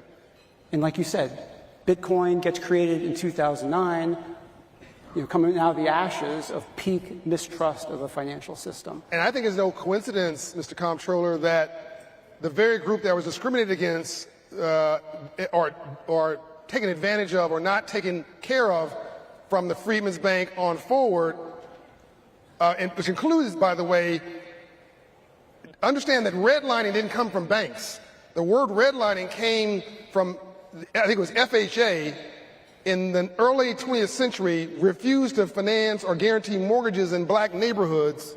And because the government refused to guarantee the mortgage in the black neighborhood, the bank wouldn't lend on the mortgage in a black neighborhood. You follow me? It's really important to understand this. So the banks went, capital's a coward. The banks went where the money was safe. The banks went to where the white neighborhoods that had the FHA guarantee and away from the black neighborhoods, which made the black neighborhoods drop in asset value. That was the government that was actually facilitating, at that time, redlining. And the banks didn't lend in those areas. So you have the Freedmen's Bank, you have the FHA crisis, and a number of other things, subprime mortgage crisis, that makes blacks and brown people skeptical. So who then do cryptocurrency promoters go targeting with an emotional response that this is going to be the one time that you're going to get rich? Black folks. And I'm with Malcolm X right now. You've been bamboozled, you've been tricked, you've been fooled. And I don't know about you, but I'm sick and tired of being sick and tired. So, to Dr. King's quote, where do we go from here? How do we create a system of trust? What are the things that you're doing and the regulatory framework is doing? We called for regulation at our meeting. We said that this is actually better for the industry, for legitimate cryptocurrency. By the way, I believe blockchain is a legitimate technology. I believe that crypto will have a place in the future. I just don't think it's what we're talking about right now, and it's certainly not a get-rich-quick scheme. I believe there's a future of fintech and all of that. And we're going to talk about that more in a moment. But we also we said that they're going to do better in a regulated environment, as will the consumer, than an unregulated environment. Where do we go from here? So for me, I have to start and finish with the national banking system, like you said. So my objective, national banking system has to be safe, sound, and fair. Number one, number two. Safe, sound, and fair.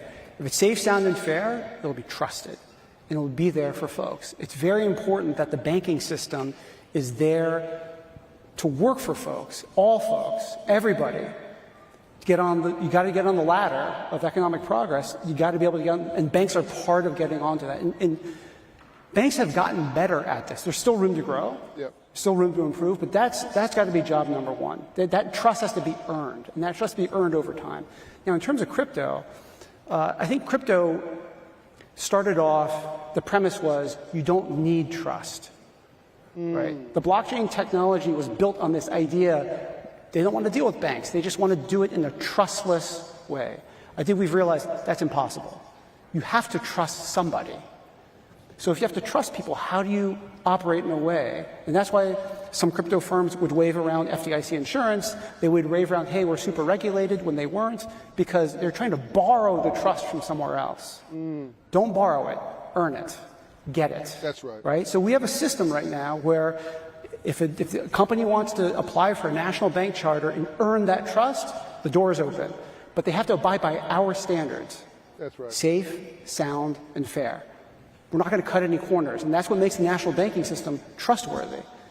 So I think that conversation is now taking place in crypto. They're trying to figure out how do we earn that trust? And I think that it has to be earned. I don't think there's no shortcuts. And we've talked now about what didn't work. Maybe now we can talk about some things that did work. And normally the gentleman who regulates 70 cents of every dollar in this country, banks, can't be on the stage with another banker.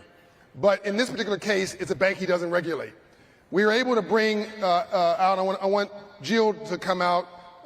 He's the founder, president, and CEO of Cross River Bank, which, by the way, is the second largest provider of PPP loans during the crisis in the country. And he is one of the smallest percentage of loan volume. In other words, the smaller loans, he's one of the biggest banks with the smallest loan balances for small business in the country. He has an immigrant background. It helps him understand the needs of people. I want Jill to come and join us now on stage. We also have another panelist who's joining us, Joanne Barefoot, who's the founder and CEO of the Alliance for Innovative Innovation.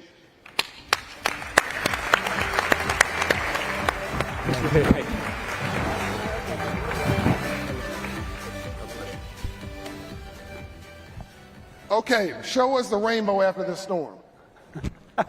Help us understand how a bank can do well and do good in fintech. You're an expert at it. You're an honest broker. You're advocating in this space. In a few minutes, help us to help an audience get their hands around such a complicated topic, but make it approachable. So if I may switch the order, it's not doing well and doing good. It's actually doing well by doing good. Okay. All right. You had me. Hello. And I think that if this is the objective of our creation, our existence, then things will fall into place and we will do well. But this is not the name of the game. I think the banking industry as a whole needs to be there for the consumers at large and provide them with something that is very accessible, very easy to understand, and at the same time that protects them. And if we do well by the consumers and by the small businesses, then things will fall into place for the banking industry at large. But it really starts by first understanding what are the aspirations of the small businesses that are direly in need of funds in order for them to operate their businesses. And same thing holds true for the consumers. I mean, during the pandemic, for example, obviously it was extremely difficult to go around the corner to shop, and people started shopping online. They could be abused if they don't really understand the products they're getting, if they don't understand what they're paying or the mechanism for them to pay for that product to get to their homes, then they could be abused, and that's where actually the banking industry could run afoul of consumer aspirations. Explain to the audience, to my mother who's sitting here, she's a really smart lady, and she's proud. And she is proud. Well, I hope. Depends on the day. What's fintech? Let's not assume people understand these fancy phrases. What is a fintech operation? What is a bank involved in fintech? So, very good question. Fintech is really a contraction of the word financial and technology. Okay. So a financial transaction could operate on two sides. Either you're taking a loan, so you become a borrower, that's a financial product, or you could actually collect a payment on the other side. So in other words, you're an Uber driver, and you have an Uber rider. Okay. A rider pays via a mechanism, it could be a credit card, it could be an ACH, it could be any other mechanisms, and so that the Uber driver could get paid in turn. So you're using, let's say, a credit card to pay for that transaction. Yep. The Uber driver cannot afford to wait 2 weeks to be paid by Uber. Right. They need to be paid in real time so that they could actually go and fill up, well, you know, they take a gas so that they can get to the next ride. That's where fintech comes into play. Okay. To deliver that payment in real time so that people could actually afford life in real time. This is a really important point. So you're saying that, you know, people were telling me, by the way, recently, oh, everything's technology. We don't need to go to meetings anymore. It's all, do everything by Zoom. Everything's, I said, wait a minute. A dating app, which is technology, the whole purpose of a dating app is to meet someone. Did I miss something? Have I missed something? I'm used to the black church. I'm seeking respond. Did I miss something? Okay. So what you just told me is behind all of this technology is a hamster wheel called people and a bank with an FDIC insurance and a regulator. In other words, the technology that allows an Uber driver to get paid, they may just see Uber, and by the way, Uber is one of our Hope Inside the Workplace partners. We're honored to be partners with them. But that technology, really important, Silicon Valley, they can't do it by themselves. That is correct. They need a bank to connect with. You guys following this? The technology company needs a bank to partner with, and that bank has something as old as American commerce, which is federal regulation. That is absolutely correct. And the responsible way of conducting that transaction so that movement of money is done in a legal and regulatory way, you need a bank in order to execute that transaction at the end of the day. The last mile needs to be executed by the bank. The last mile, the last part of that transaction. Because the bank has 200 years of regulatory compliance DNA. The name of the game here is if we don't control that transaction to protect the consumers or the small businesses, we will be shut down. Right. So his peer, which is the FDIC chair, or his peer, the Federal Reserve chairman, or whoever, the Federal Reserve leadership, probably missed one, CFPB. Have I missed a regulator? There's lots. Somebody with a government badge could shut you down, a bank, if you don't do it right. Right? That is correct. Which means I think the comptroller wants to add something. Go ahead, please. But the fintechs are not regulated as banks. Okay, so this is where we're now moving into the future.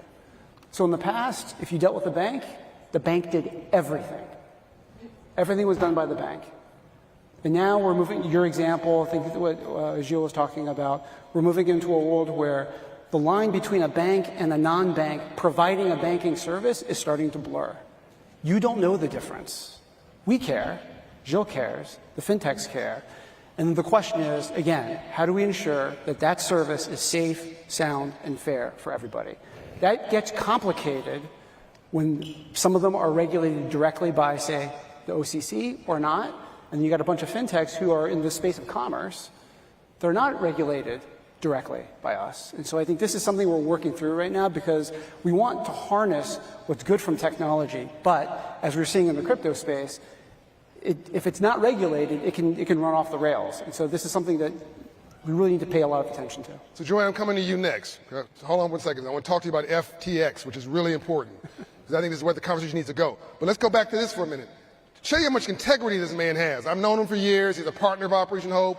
So we're backstage, and I asked him a question, which I won't repeat here, but I asked him a question about somebody we both know that they do business with that's an unregulated institution in fintech.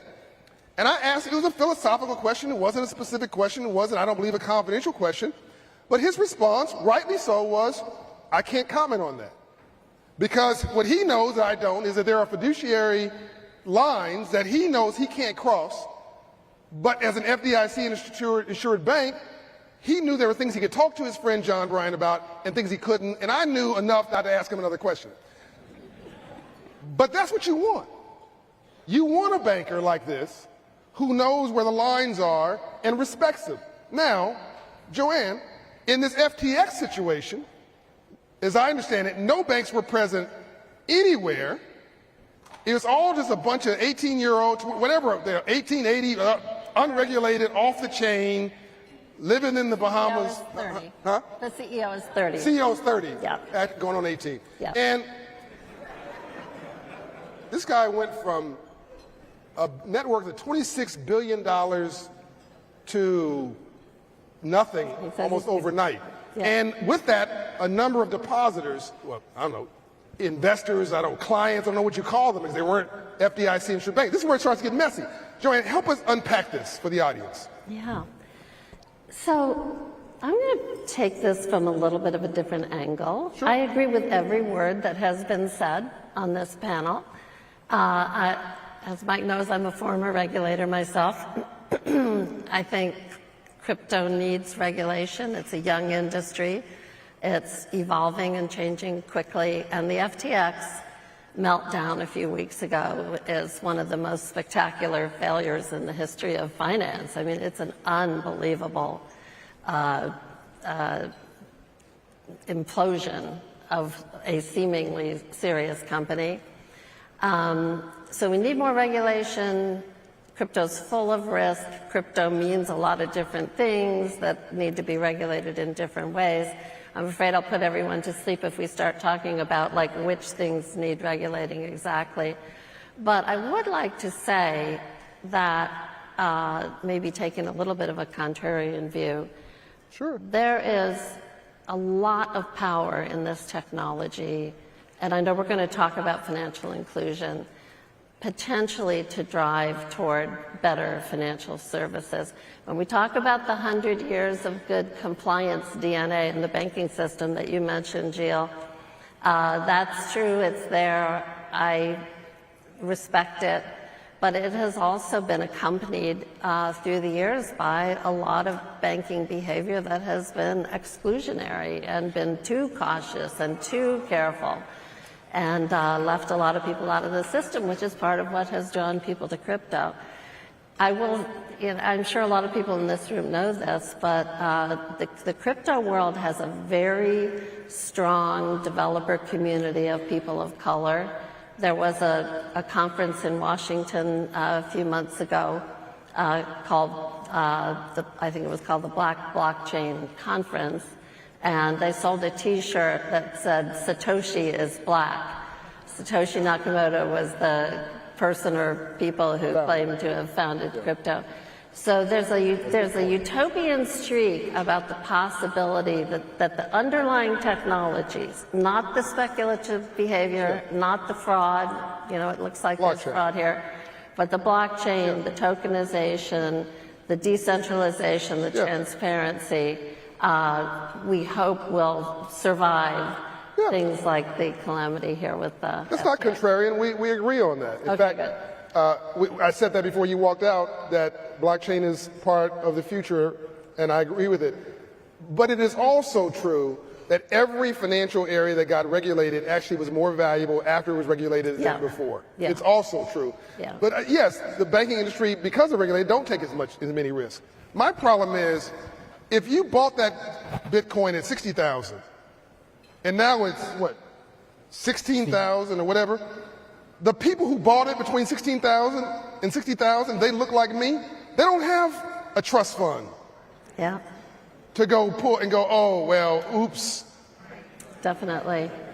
That might have been everything you had in the world. And I'm sorry, that's not okay with me. It's just not. So we got to find a happy medium between innovation and stodginess. Exactly. And I wonder if we can start to use technology to move to a new model for investor protection that doesn't assume that some people just shouldn't be able to get in on an opportunity, but rather to be more nuanced about how to figure out when is an investment inappropriate for someone, unsuitable is the term in the law, and when might it be suitable for people to be able to come in and have an opportunity on the upside. Comptroller? So I agree that there's this, we have to strike the right balance, but I think I want to be really careful. When we talk about innovation, a lot of technologists I think especially in the crypto space, are coming from a world where, what are they innovating? They're innovating apps, apps, entertainment, things where I would say the stakes are low. Yep. With money, stakes are high. Yep. I think of money as like transportation, like airplanes, housing, medicine, yep. Right? We want innovation with our medicine. We want innovation, but we don't want planes falling out of the sky, and we don't want medicine that's going to kill us. And so I think we have to approach it with that mindset. And I'm afraid that in the financial technology space, some of the technologists don't have that appreciation that when you're dealing with other people's money, the stakes are high and the bar for innovation is just much higher than if you're making an app that's going to make your life a little bit more convenient. Nothing against that. But if that breaks, it's not a big deal. When this breaks, people are losing their money, they're losing their homes, they're losing their savings. That's a way bigger deal. So I think that perspective had got a little lost with crypto and in some corners of the fintech space. So I think that's a reckoning I think that we're going through right now. I think that's healthy. I think conversations like this really help. And I will say also as a closing comment, I think it's no accident that certain promoters of this who are less ethical than a Jill, less concerned than a Joanne, I think that there's no accident that they found a population of people who are frustrated,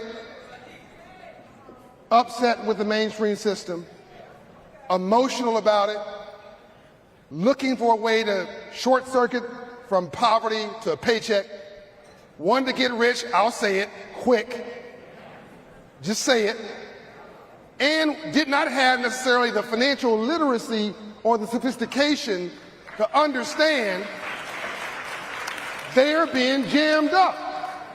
We're not talking about unintelligent people. If you're black in America, you're born on probation in America. You're twice as smart, twice as intelligent, twice as well dressed, get up twice as early, stay up twice as late, you got too much mothered into your money. You're a black woman raising a family needs a Nobel Peace Prize for innovating. I'm talking about smart people here. But it's what you don't know that you don't know that's killing you, but you think you know.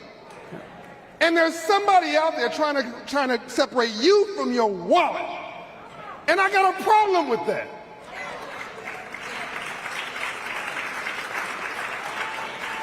So we need innovation. And we need banks to find better pathways. And we need for you guys to relax every now and then, but not too much. and we need guys like you to push the envelope and start a business as you're the founder of the bank. You started with nothing. What's the assets now? About 10 billion. Oh, no. Hold on, slow. Wait, whoa. Hold on. See how cool he said that? He started it with nothing. What's the assets now? 10 billion. See, he says 10 billion. He just whispered it. When you make 5,000, you scream it. Do you know there are no ugly billionaires? My man said, very cool, 10 billion. See, that's what I love. I love making smart sexy. That's sexy right there. So we want more guys like you. I'm just a rabbi in the room. I'm here for the kosher certification.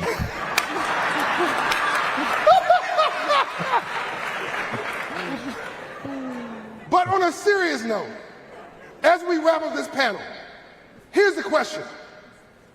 Don't we want it done right? Absolutely. Thank you very much. Give them a round of applause.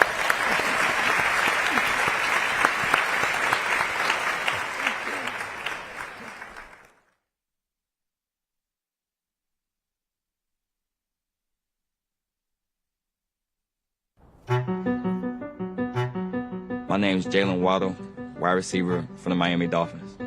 I grew up in Houston, Texas, the southwest part of Houston. My mom took care of me and my 3 older sisters. She's always on my mind when I go out there and compete. To me, care is always being there, just being there when you really need somebody. Entrepreneurship was something that I seen at a young age. People just trying to make money, especially at the football games I was going to. There's just people out there, selling shirts, having like stands, selling drinks. Lifting up black and minority-owned businesses has always been important to me. And when I found out about Operation Hope, I was excited. Operation Hope's 1 Million Black Businesses program provides tools and training to set small businesses and entrepreneurs on the path to success. People like this amazing guy, Peterson Joseph. Peterson is an engineer and welder who immigrated from Haiti in 2010. 2 years ago, he went through Operation Hope's 1 Million Black Businesses program.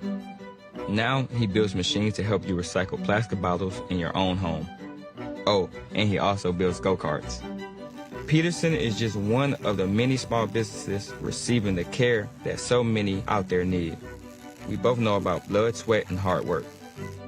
We're here because of our drive and talent. And we're here because people care. One moment of care can change a life for the better.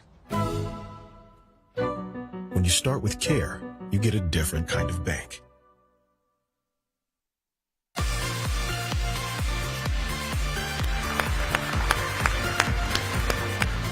Hope you are enjoying yourself so far.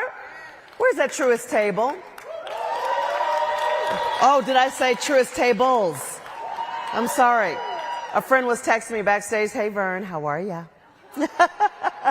So good to see everybody though. If you text me, I'll mention you, so text me. All right, now, I hope nobody's planning to go anywhere because there's a wonderful surprise backstage for you. So I have a musical performance by Grammy-nominated artist Major.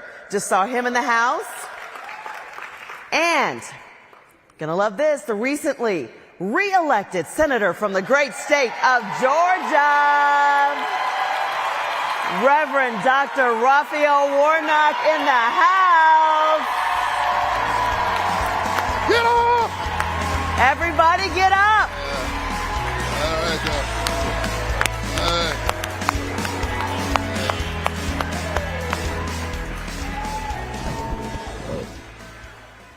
Wow.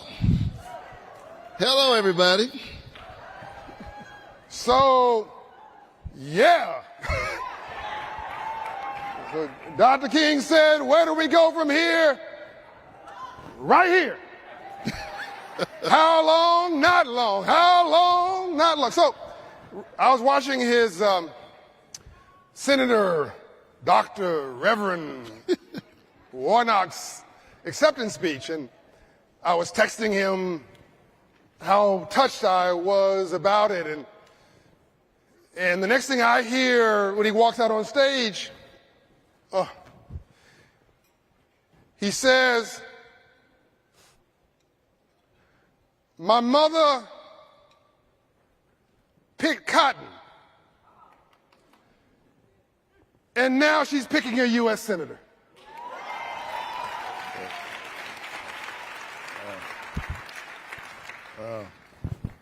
You know, what I loved, and I heard this from several people who texted and emailed me, Michael Arrighetti, we know all these people from these different worlds, and they were so impressed with how much you haven't changed.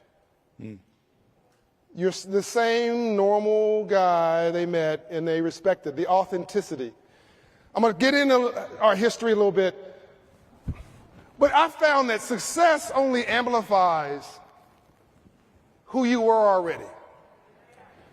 I'm sorry, success, yeah, if you are a good guy or a good lady, you become a better person who's successful. If you are a jerk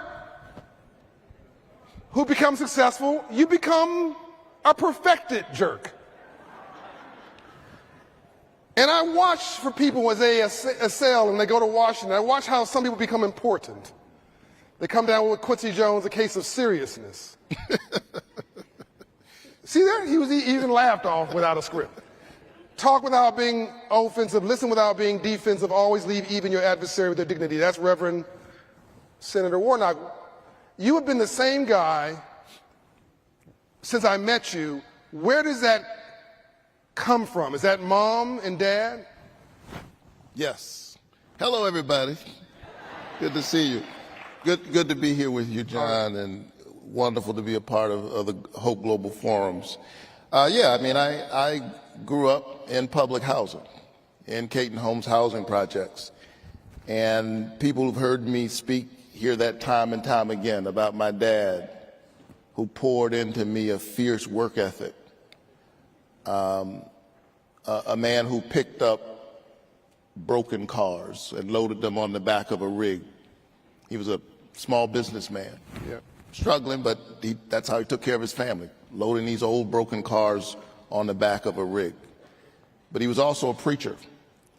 And on Sunday morning in his small church, just hardworking, salt of the earth people, the same man who picked up broken cars, lifted broken people, convinced them of their value. And what he poured into me and what my mom poured into me, she's grew up in the 1950s in Waycross, Georgia, picking somebody else's cotton, picking somebody else's tobacco. That is the foundation for who I am. And in a real sense, with all of the things that I've been able to do, I feel like I'm still standing on tiptoe trying to catch up to my dad and my mom.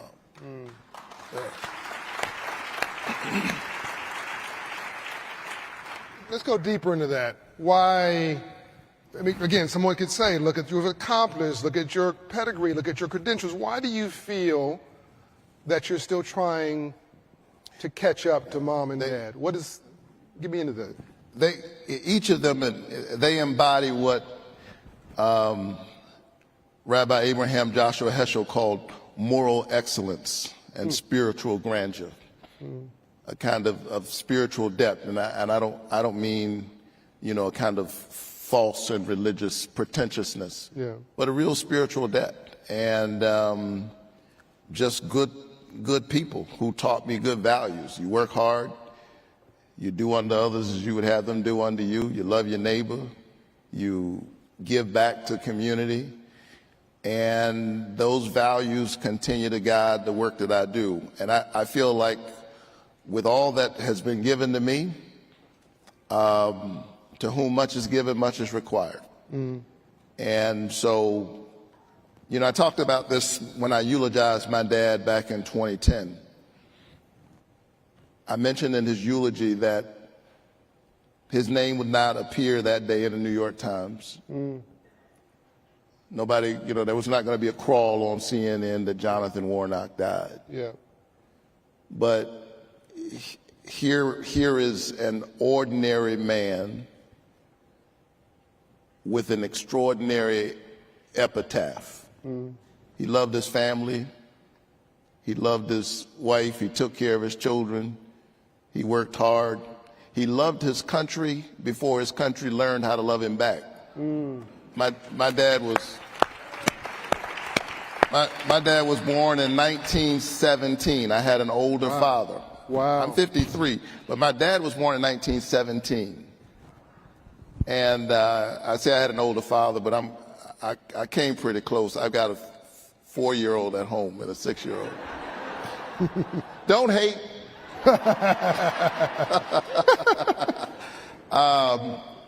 But he would sometimes tell the story of, as a World War II veteran, how he was literally asked while wearing his soldier's uniform to give up his seat to a white teenager. And the skin he was wearing was more important than the uniform he was wearing. To others. And in terms of how the society saw it. Right. And so he was asked to give up his seat, and he would tell that story as a part of the reality that shaped his life, but he was never bitter. He was never overwhelmed with bitterness.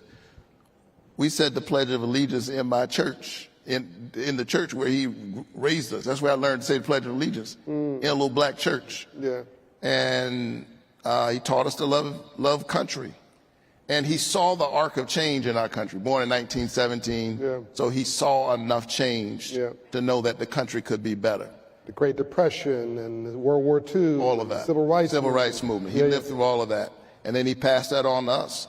And so I know that these are very difficult times, difficult days, but we've seen difficulty before. When I think about my dad and I think about my mom, When I think about the great John Lewis, who was my parishioner, Yeah, who am I to give up? that's right. That's right.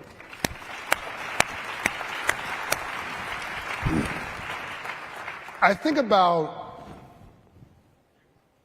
first of all, your dad's been promoted, gone on to a better place. That's right. As we know, we're not human beings, and you inspired this in me. We're not human beings having a spiritual experience. We're spiritual beings having a human experience. And I've noticed how you come into Washington, which we're going to pivot to in a moment.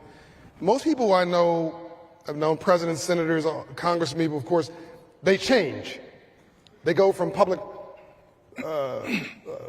figure or sort of public policymaker or a public policy maker into a politician.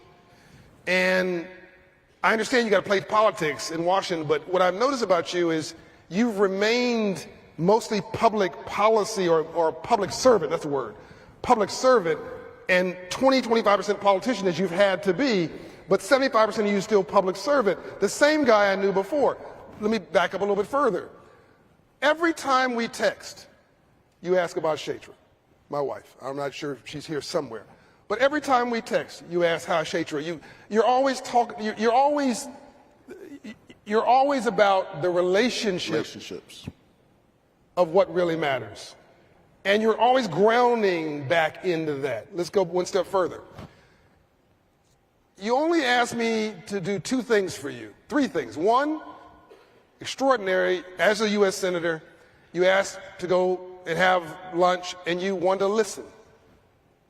U.S. Senator, he just wanted to listen. He wanted to understand what was I seeing and how could banking serve those elites. He's the chairman of a subcommittee on the Senate Banking Committee. I'm going to say that again. First black senator from Georgia is the chairman of a committee in the Senate Banking Committee. And he wanted to not talk, he wanted to listen. It's humility. Number three, you asked for an audience with Andrew Young, Ambassador Andrew Young. I don't know if you remember this. You were pastor of Ebenezer Church back then. And all you did for an hour and a half was listen. You're pastor of Ebenezer Church. That was the fifth pastor. Ebenezer was founded in 1886. Yeah. I'm the fifth senior pastor. We stay a little while. So again, you could have had this gravitas, I know better. Pastors are good at talking. Yet you sit and you listened to, as we all should, Ambassador Andrew Young. The number one thing, I don't know if you remember this at all, how we met. I got a phone call from you out of the blue. Do you remember this? Yeah, Andrea, I think, introduced us. Andrea, Ambassador Young's daughter. And I don't remember the exact details, but basically I was trying to keep a low profile behind Andrew Young in Atlanta, and you said, no, I need you to come and bring a Hope Inside location to Ebenezer. This is before any of this was in vogue. This was 2013, 2014. 2011, 2012 was when we built the building. Yeah. Oh, really? Yeah, we put a Hope Financial Literacy Center on the campus of our church.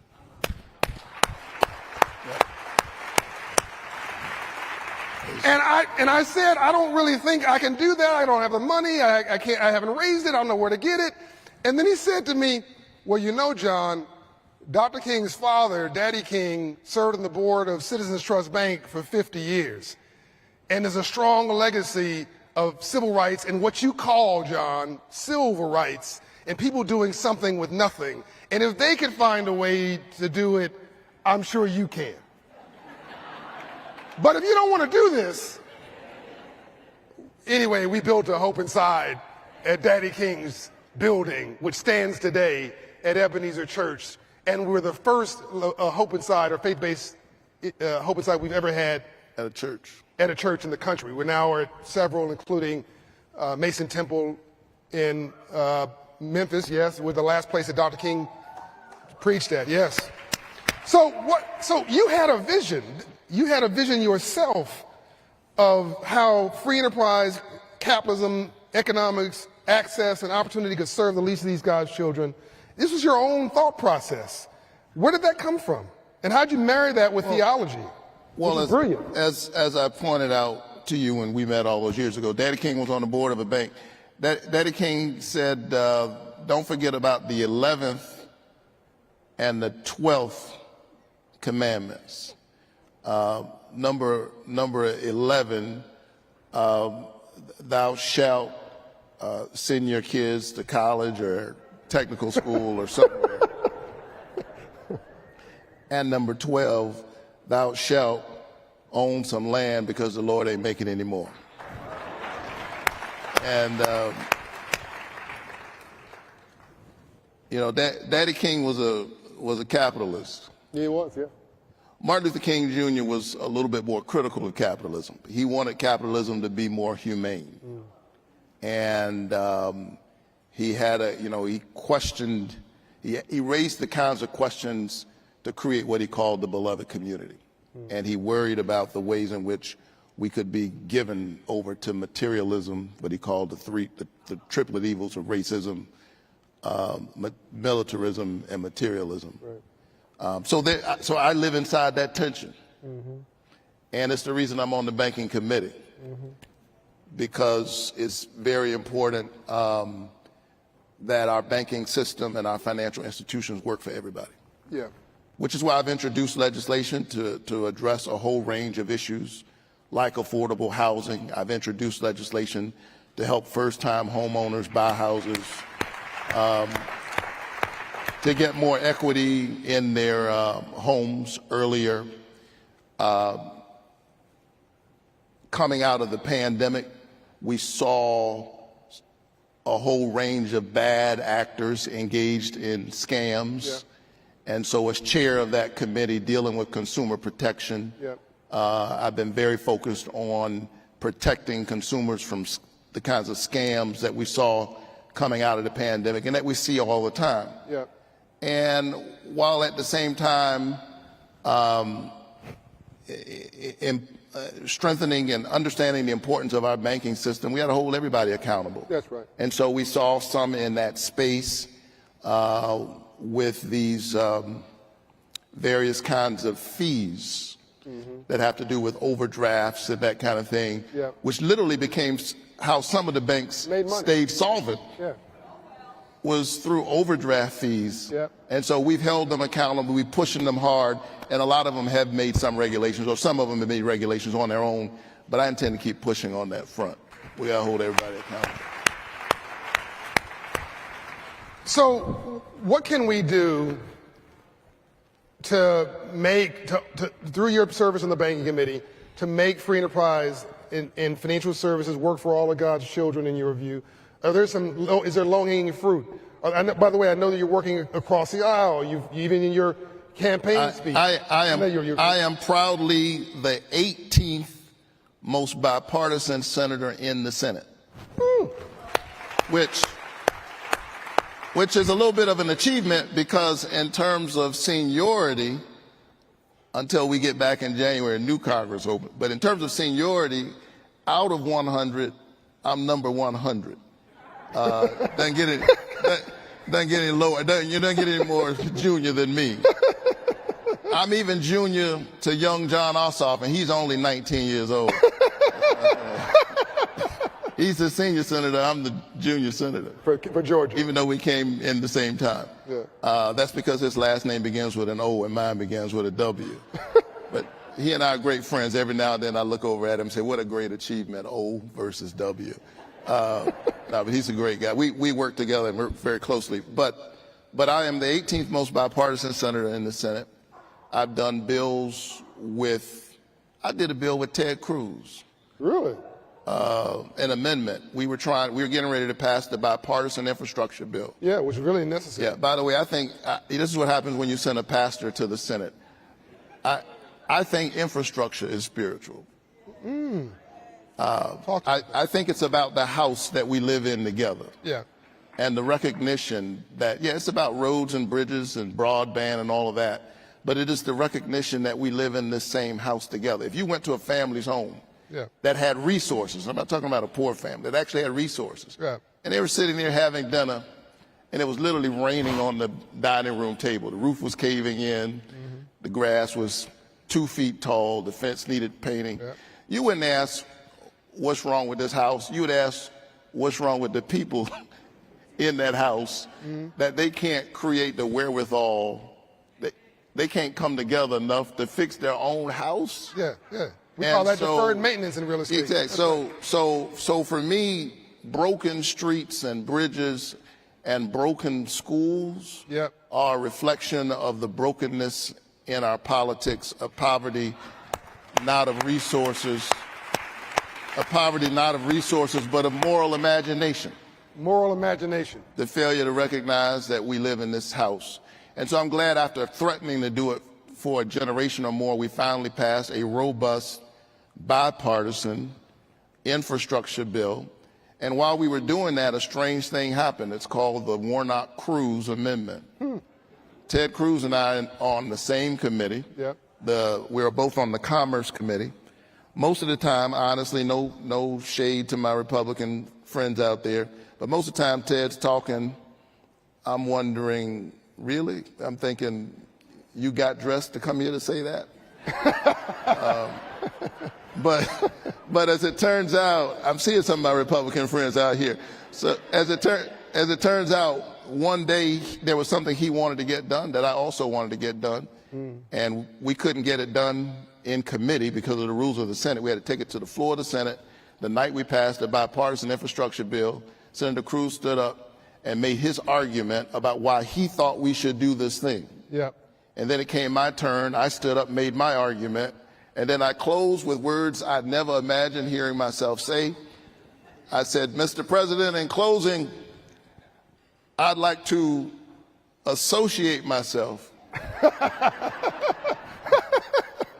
with the words of the senator from Texas, Ted Cruz. And the chamber burst into both laughter and applause. Even Mitch McConnell was smiling. They couldn't believe it. And they passed it overwhelmingly. I think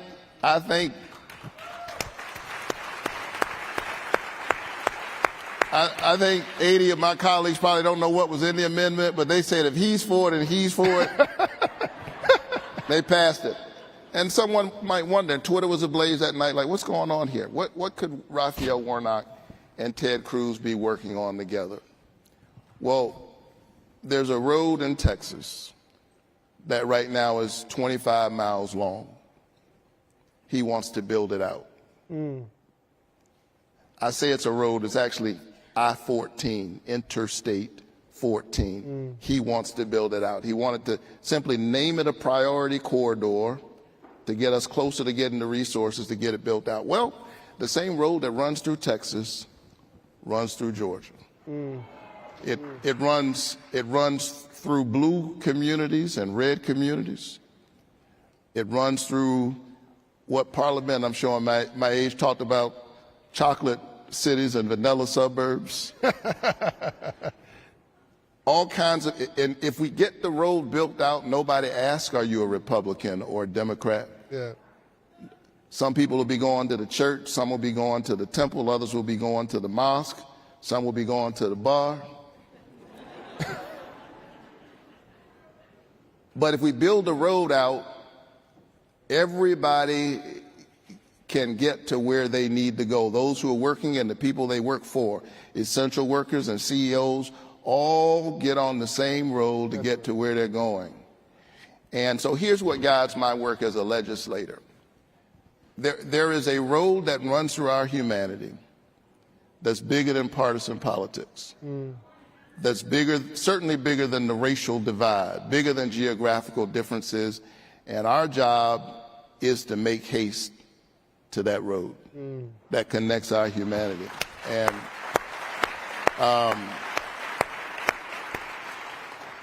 that's the work that I feel called to do. I'm honored to do it every single day on behalf of the people of Georgia. I come back to my pulpit every Sunday morning. I'm a little weary because I preached this morning. You ever been to a Black Baptist church? I mean, we work hard. My Presbyterian brothers and sisters, they deliver a nice little essay on Sunday. We work hard. I return to my pulpit every Sunday morning, and to the people of Ebenezer and to this community to stay grounded, because I'm afraid that if I spend all of my time talking to politicians, I might accidentally become one. And what I hope to be is not a politician, because politics for me is just a tool, it's not my project. My project is change. That's it. And that's it. Politics is a tool. And at some point, or at some day, I'm going to put that tool down. It didn't happen last Tuesday, much to some people's chagrin.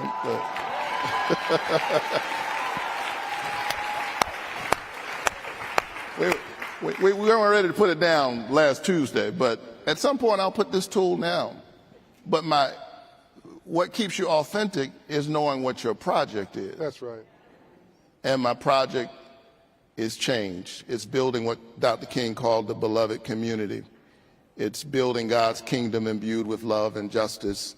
My faith informs that work, not in a way that's disrespectful of people who have other faith traditions or who claim no faith tradition at all, but I'm talking about those values of compassion and justice and love and mercy that guide all of the great faith traditions. That's what guides my work. That's what Jonathan and Verlene Warnock poured into me all those years ago. And you're looking at a man who's filled with deep, deep gratitude and a beneficiary of God's grace, and I just want to share that with others.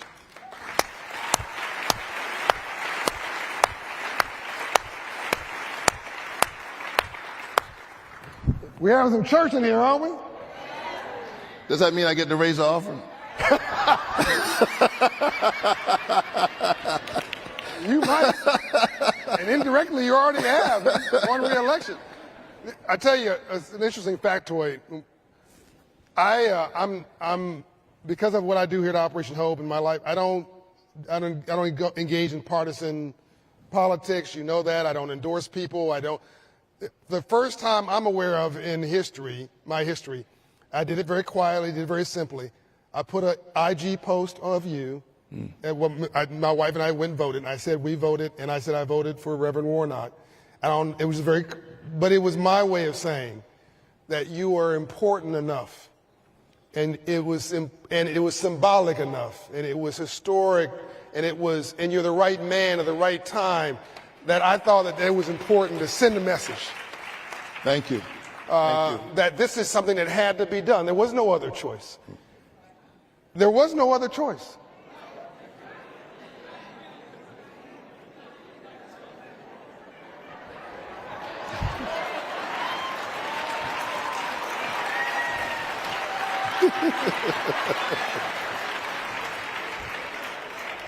So as we wrap up, I've got two thoughts. You remind me of two things, Reverend Dr. Senator Warnock, friend. One is that you actually, and it's hit me where we're sitting here, you represent the three Reconstructions. The first Reconstruction was freedom after the Civil War, and really it was our ecumenical leaders that led us through that. Yeah. Well, it was the people, really, that led us through that, but it was a spiritual calling. Let me frame it properly. It was a spiritual calling, as you said. Then the second Reconstruction was really about access during the Civil Rights Movement. And the church had a role in that, and people had a role in that, but it became political. It became about public policy. You're doing that second role. And then the third Reconstruction, between 2020 and 2030, I think is about opportunity. And the color is green. It's not black or white or red or blue, which is why I think you're working across the aisle, trying to get it done. That's about opportunity. That's free enterprise. That's economics. That's opportunity. You're serving on the banking committee. You actually represent the only person I know of in the Senate that actually can speak with absolute authority on all three Reconstructions. You also remind me of Dr. King's story of him and Dr. Andrew Young were in Israel, and a reporter came to him and asked him about the Jericho Road. You know the story? For the sake of the audience. Yeah. Reporter came to Dr. King and said, "You remind me of a good Samaritan on the Jericho Road." And Dr. King didn't say a word. And then later on, Ambassador Young asked him, why didn't you comment on that? He said, well, Andy, he called him Andy, I like the Good Samaritan, we respect the Good Samaritan, we need Good Samaritans. But I don't want to be the Good Samaritan. He said, Andy, that infrastructure, that road is dangerous. It's unpaved. It's uncared for. It's unkept. There are blind corners. There are people laying in wait to rob people I care about. There are no street lights up. Andy, we got to pave the Jericho Road. We got to put street lights up along the Jericho Road. We need small business owners along the Jericho Road. We need to create homeowners along the Jericho Road. We need energy along the Jericho Road. Andy, we need people who can repair the Jericho Road. That's what our future calls for. And what I didn't understand is that 50 plus years later, in his very pulpit at Ebenezer Church, he was calling forth Reverend Dr. Senator Raphael Warnock. Ladies and gentlemen, please say thank you to my friend, Senator Warnock. Thank you.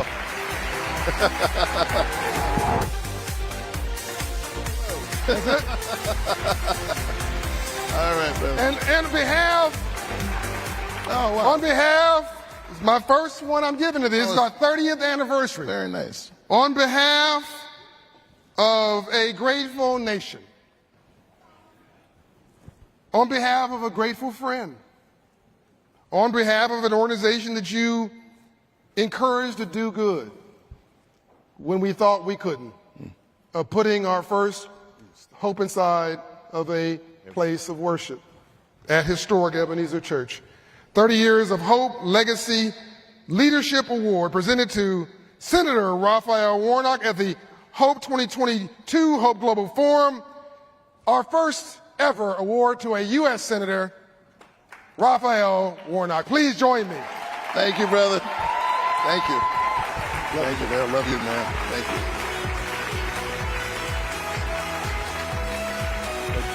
Reverend Ben. Hey, good to see you.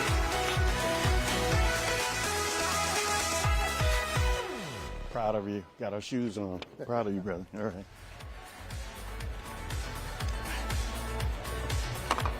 How was that?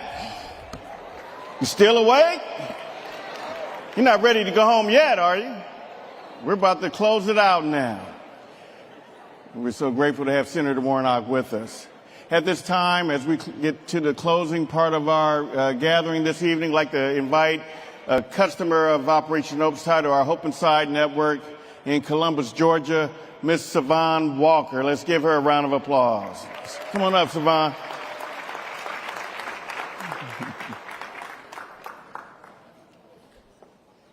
Good evening, everyone. My name is Savannah Walker, and for 4 decades, I lived in some type of financial dysfunction and trauma.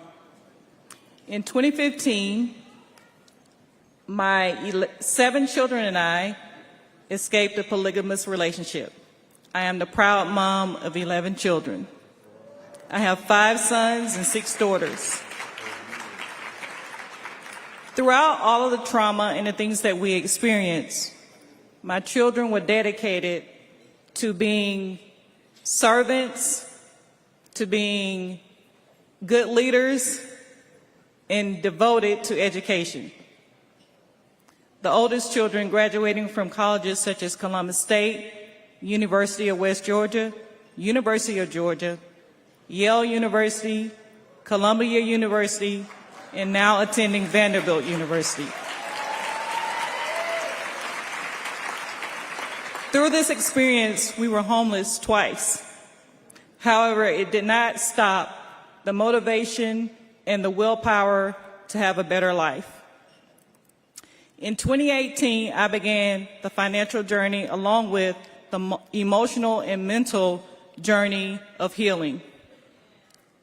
And through that journey, I met my coach, Mike Leonez of Operation Hope through Synovus Bank.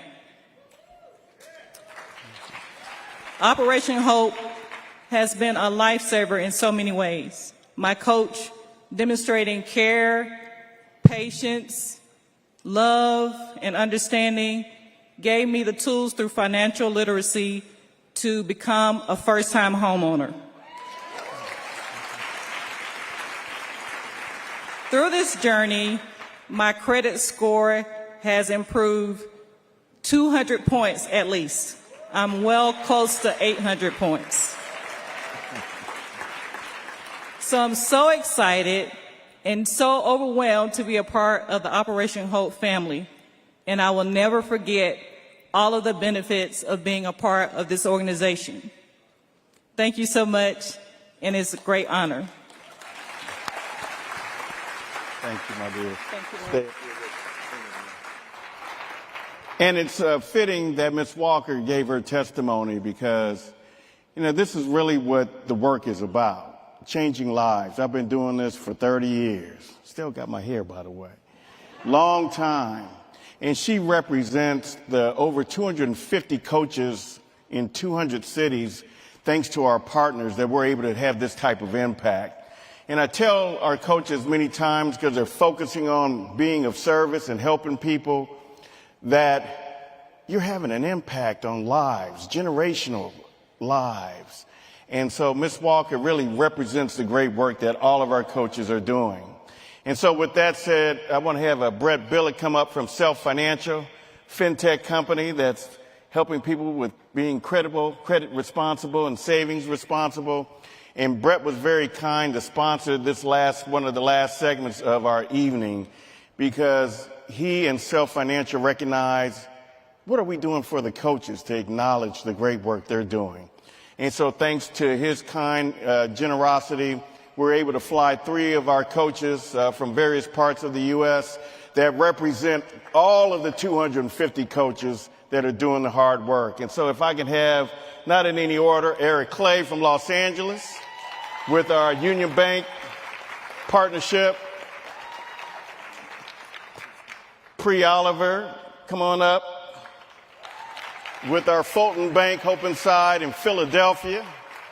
And last but not least, Mike Linez, who Ms. Walker referenced, who's with Synovus Bank. Now, Mike started with us back in L.A., and he picked up roots and came out to Georgia. He also represented us at the Emirates many years ago, bringing financial literacy to the Middle East. And so all 3 of them, you guys come over here. You're going to need to get behind me. You guys are stars. They represent the great work that all of our coaches are doing. And so give them and all of our coaches a round of applause for what they do. Eric's been with us for 20 years. We got stories, which I won't bore you with. Mike, 8 years, and Pre Oliver, 4 years. And they are really the true representation of the great work that we're doing. And I thank all of our sponsors, our partners for over the years, because without their support, we don't do what we do. So on behalf of Self Financial and Brett's the Chief Marketing Officer with Self Financial, we're going to give each of them $1,000 for us saying thank you. Let's give them a round of applause. Thank you, thank you, thank you. So we're at the final part of our event, and have you been having a good time so far? You ready for some more tomorrow?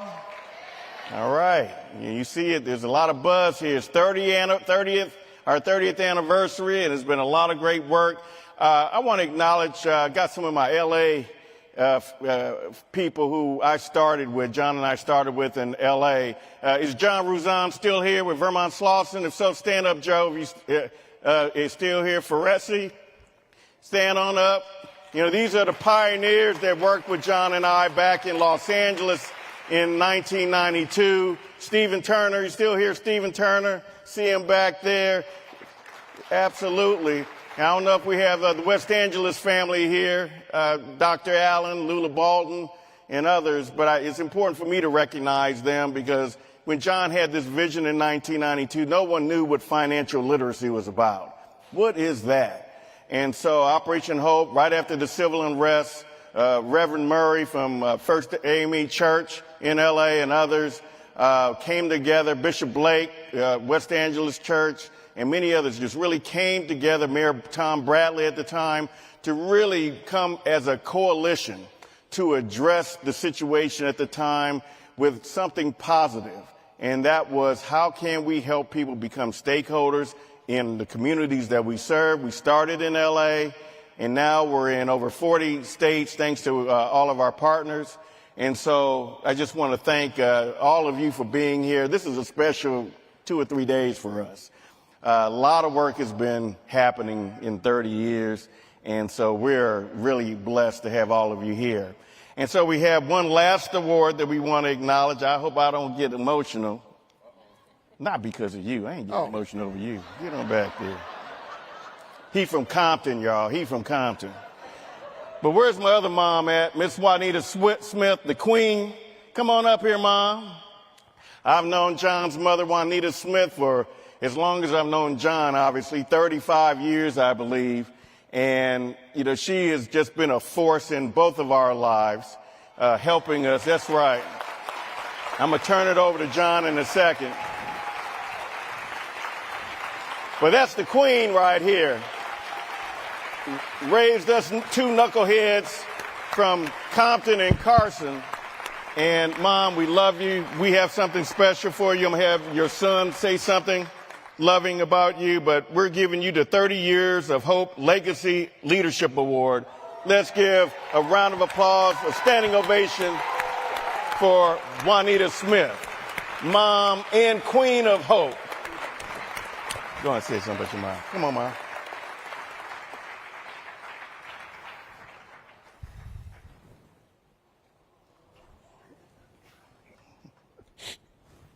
It's all right.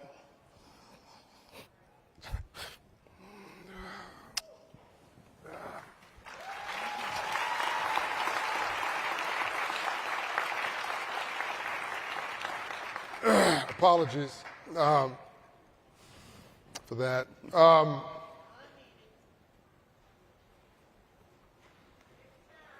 right, take your time. She put up with us for 30 years. I guess he, you know. She told me she loved me every day of my life.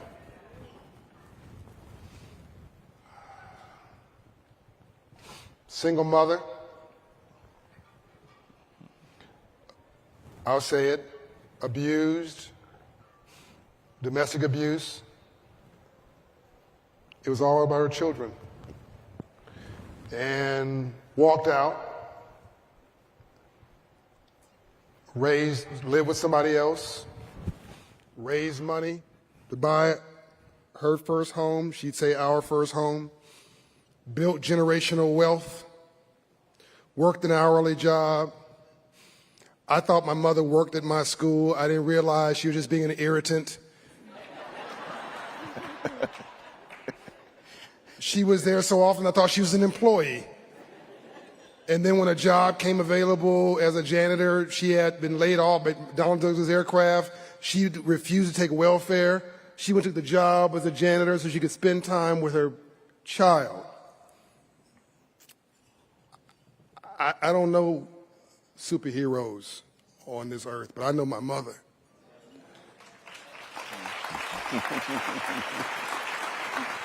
And if you like,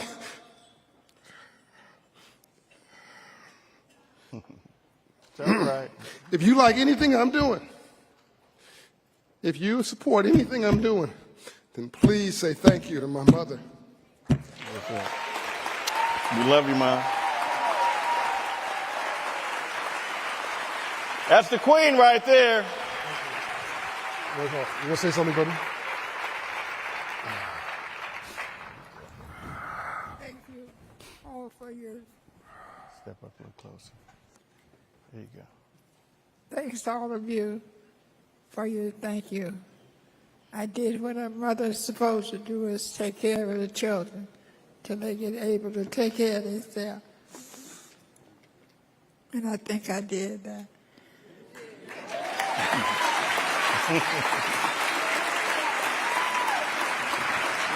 On that note, we'll just drop the mic. Have a good night, everybody. We'll see you tomorrow. It's major, right? It's major. Yep.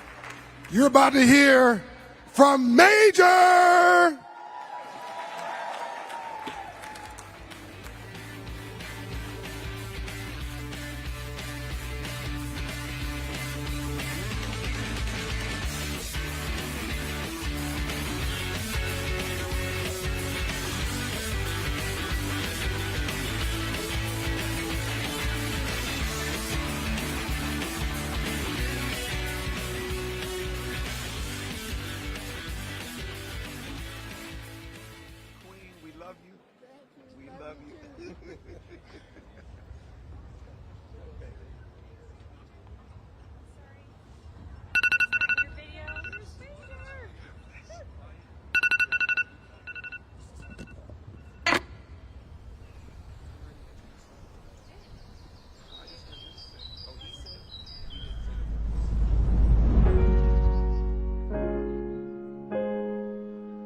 What if I told you hope was the key? Would you believe me? Well, you should. Because hope is not only the key, it's the major key. See what I did there? Will you? Nah, but for real. Contrary to popular belief, hope isn't pretending your current struggle ain't real. Beautiful people. It's actually a brave champion mindset and posture to take in the midst of it all. Storm or sunshine. I've said it before and I'll say it again. Hope is not the denial of reality. It's a commitment to believe greater is on the other side of it. So you can either choose to be dragged along by the hardship of your current circumstances into things finally working out, or you can commit your mind to knowing that if you simply get through this, you'll eventually walk into all things being well in due season. Brighter days are coming. Brighter days. There's light at the end of this tunnel. There is light. Reverend Jesse Jackson's been saying it for years. Keep hope alive. That right there is the major key. Hope. It's a powerful thing.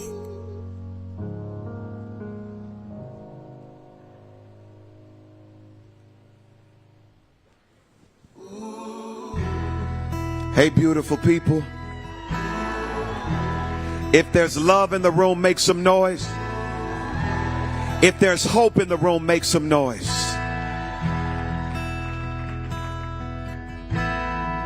Yesterday, I loved you. Today, I think I love you even more. Yeah, yeah. Yesterday I needed you. Today it feels like I need you even more. Yeah, yeah. Even more than all the oxygen I breathe. Even more than all the water in the sea. Yeah, yeah. Yesterday I wanted you. Now I know I want you even more. Can we say one more? Yesterday I loved you. Now I know I love you even more. Yeah.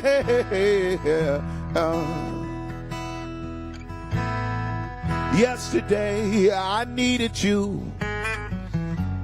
Today feels like I need you even more.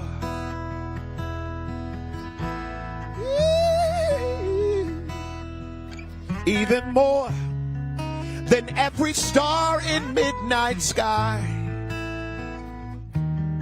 Even more than an eternity of time. Yeah, yeah. Yesterday I wanted you. Now I know I want you even more. Everybody say you. When you wrap your arms around me, it feels like home. Love, you take away my lonely, never alone. Yes, you are the very best thing, and even better. Altogether, we're the greatest blessing when we do it together. Everybody say, right where you are, sing. Yesterday I wanted you.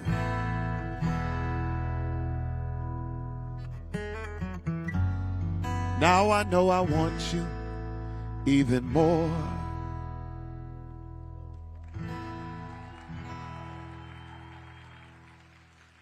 Hello, beautiful people. My name is Major.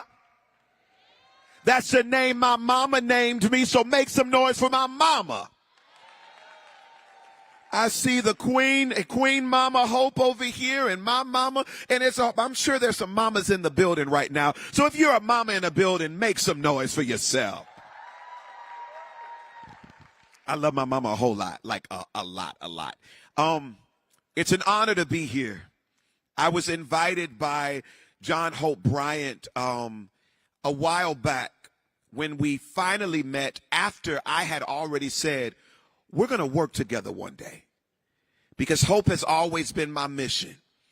Even as a singer, I sing from a perspective of understanding that love is full of hope. That faith, you can't get to it unless you have it. Because even biblically, we understand it to say that faith is a substance of things, what?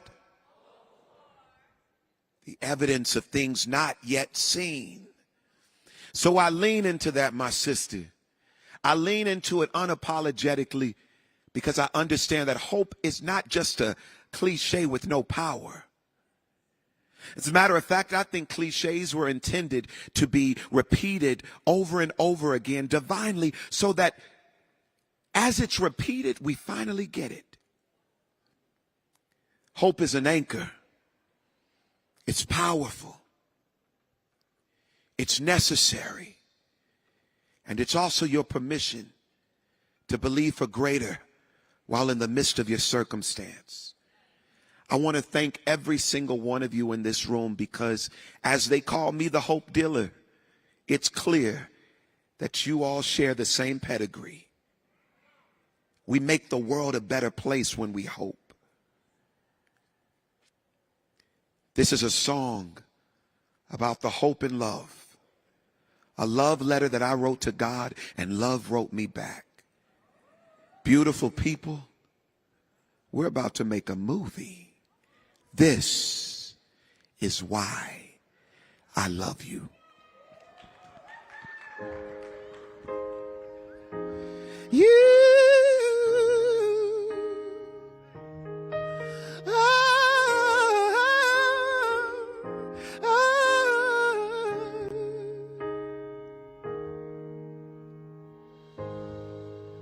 I found love in you,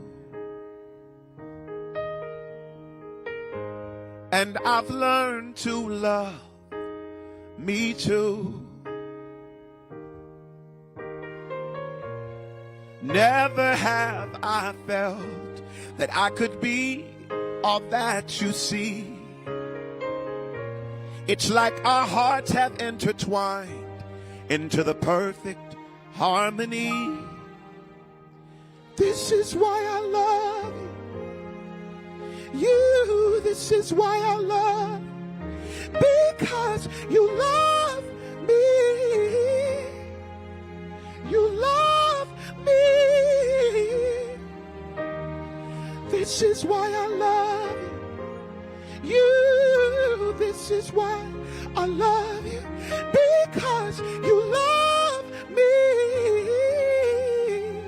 You love me.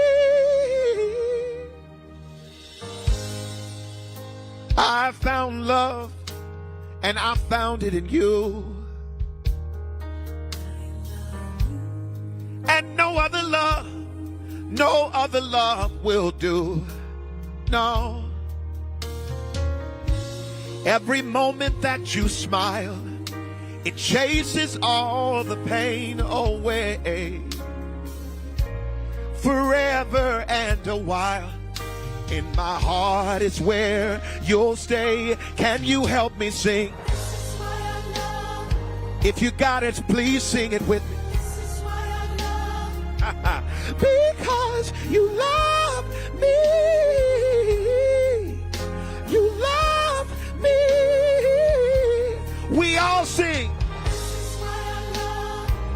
Oh, because you love me. You love me. You do. The stars have all aligned, and right now is a perfect time to say, I love you, I love you, I love you, I love you, I love you. I do. This is why I love you. This is why I love you. Because you love me. You love me. This is why I love you. This is why I love you. Because you love me. You do. I found love, and I found it in you. There ain't no other love that will do. So I'll say, I love you.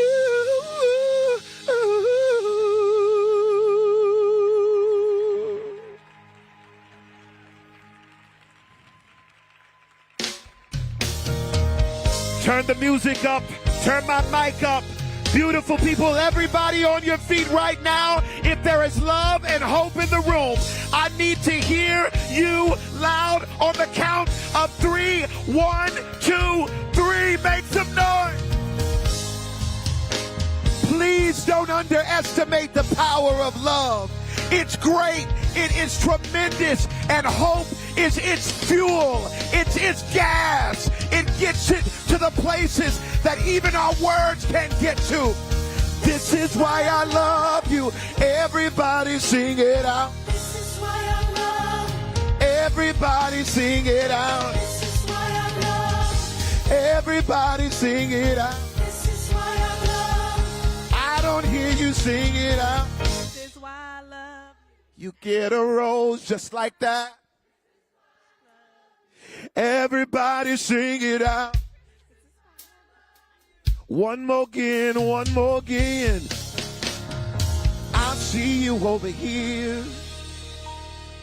I found love and beautiful people. I found it in you. My fellow hope dealers, there ain't no other love that will do. So I'll say, I love you. I love you.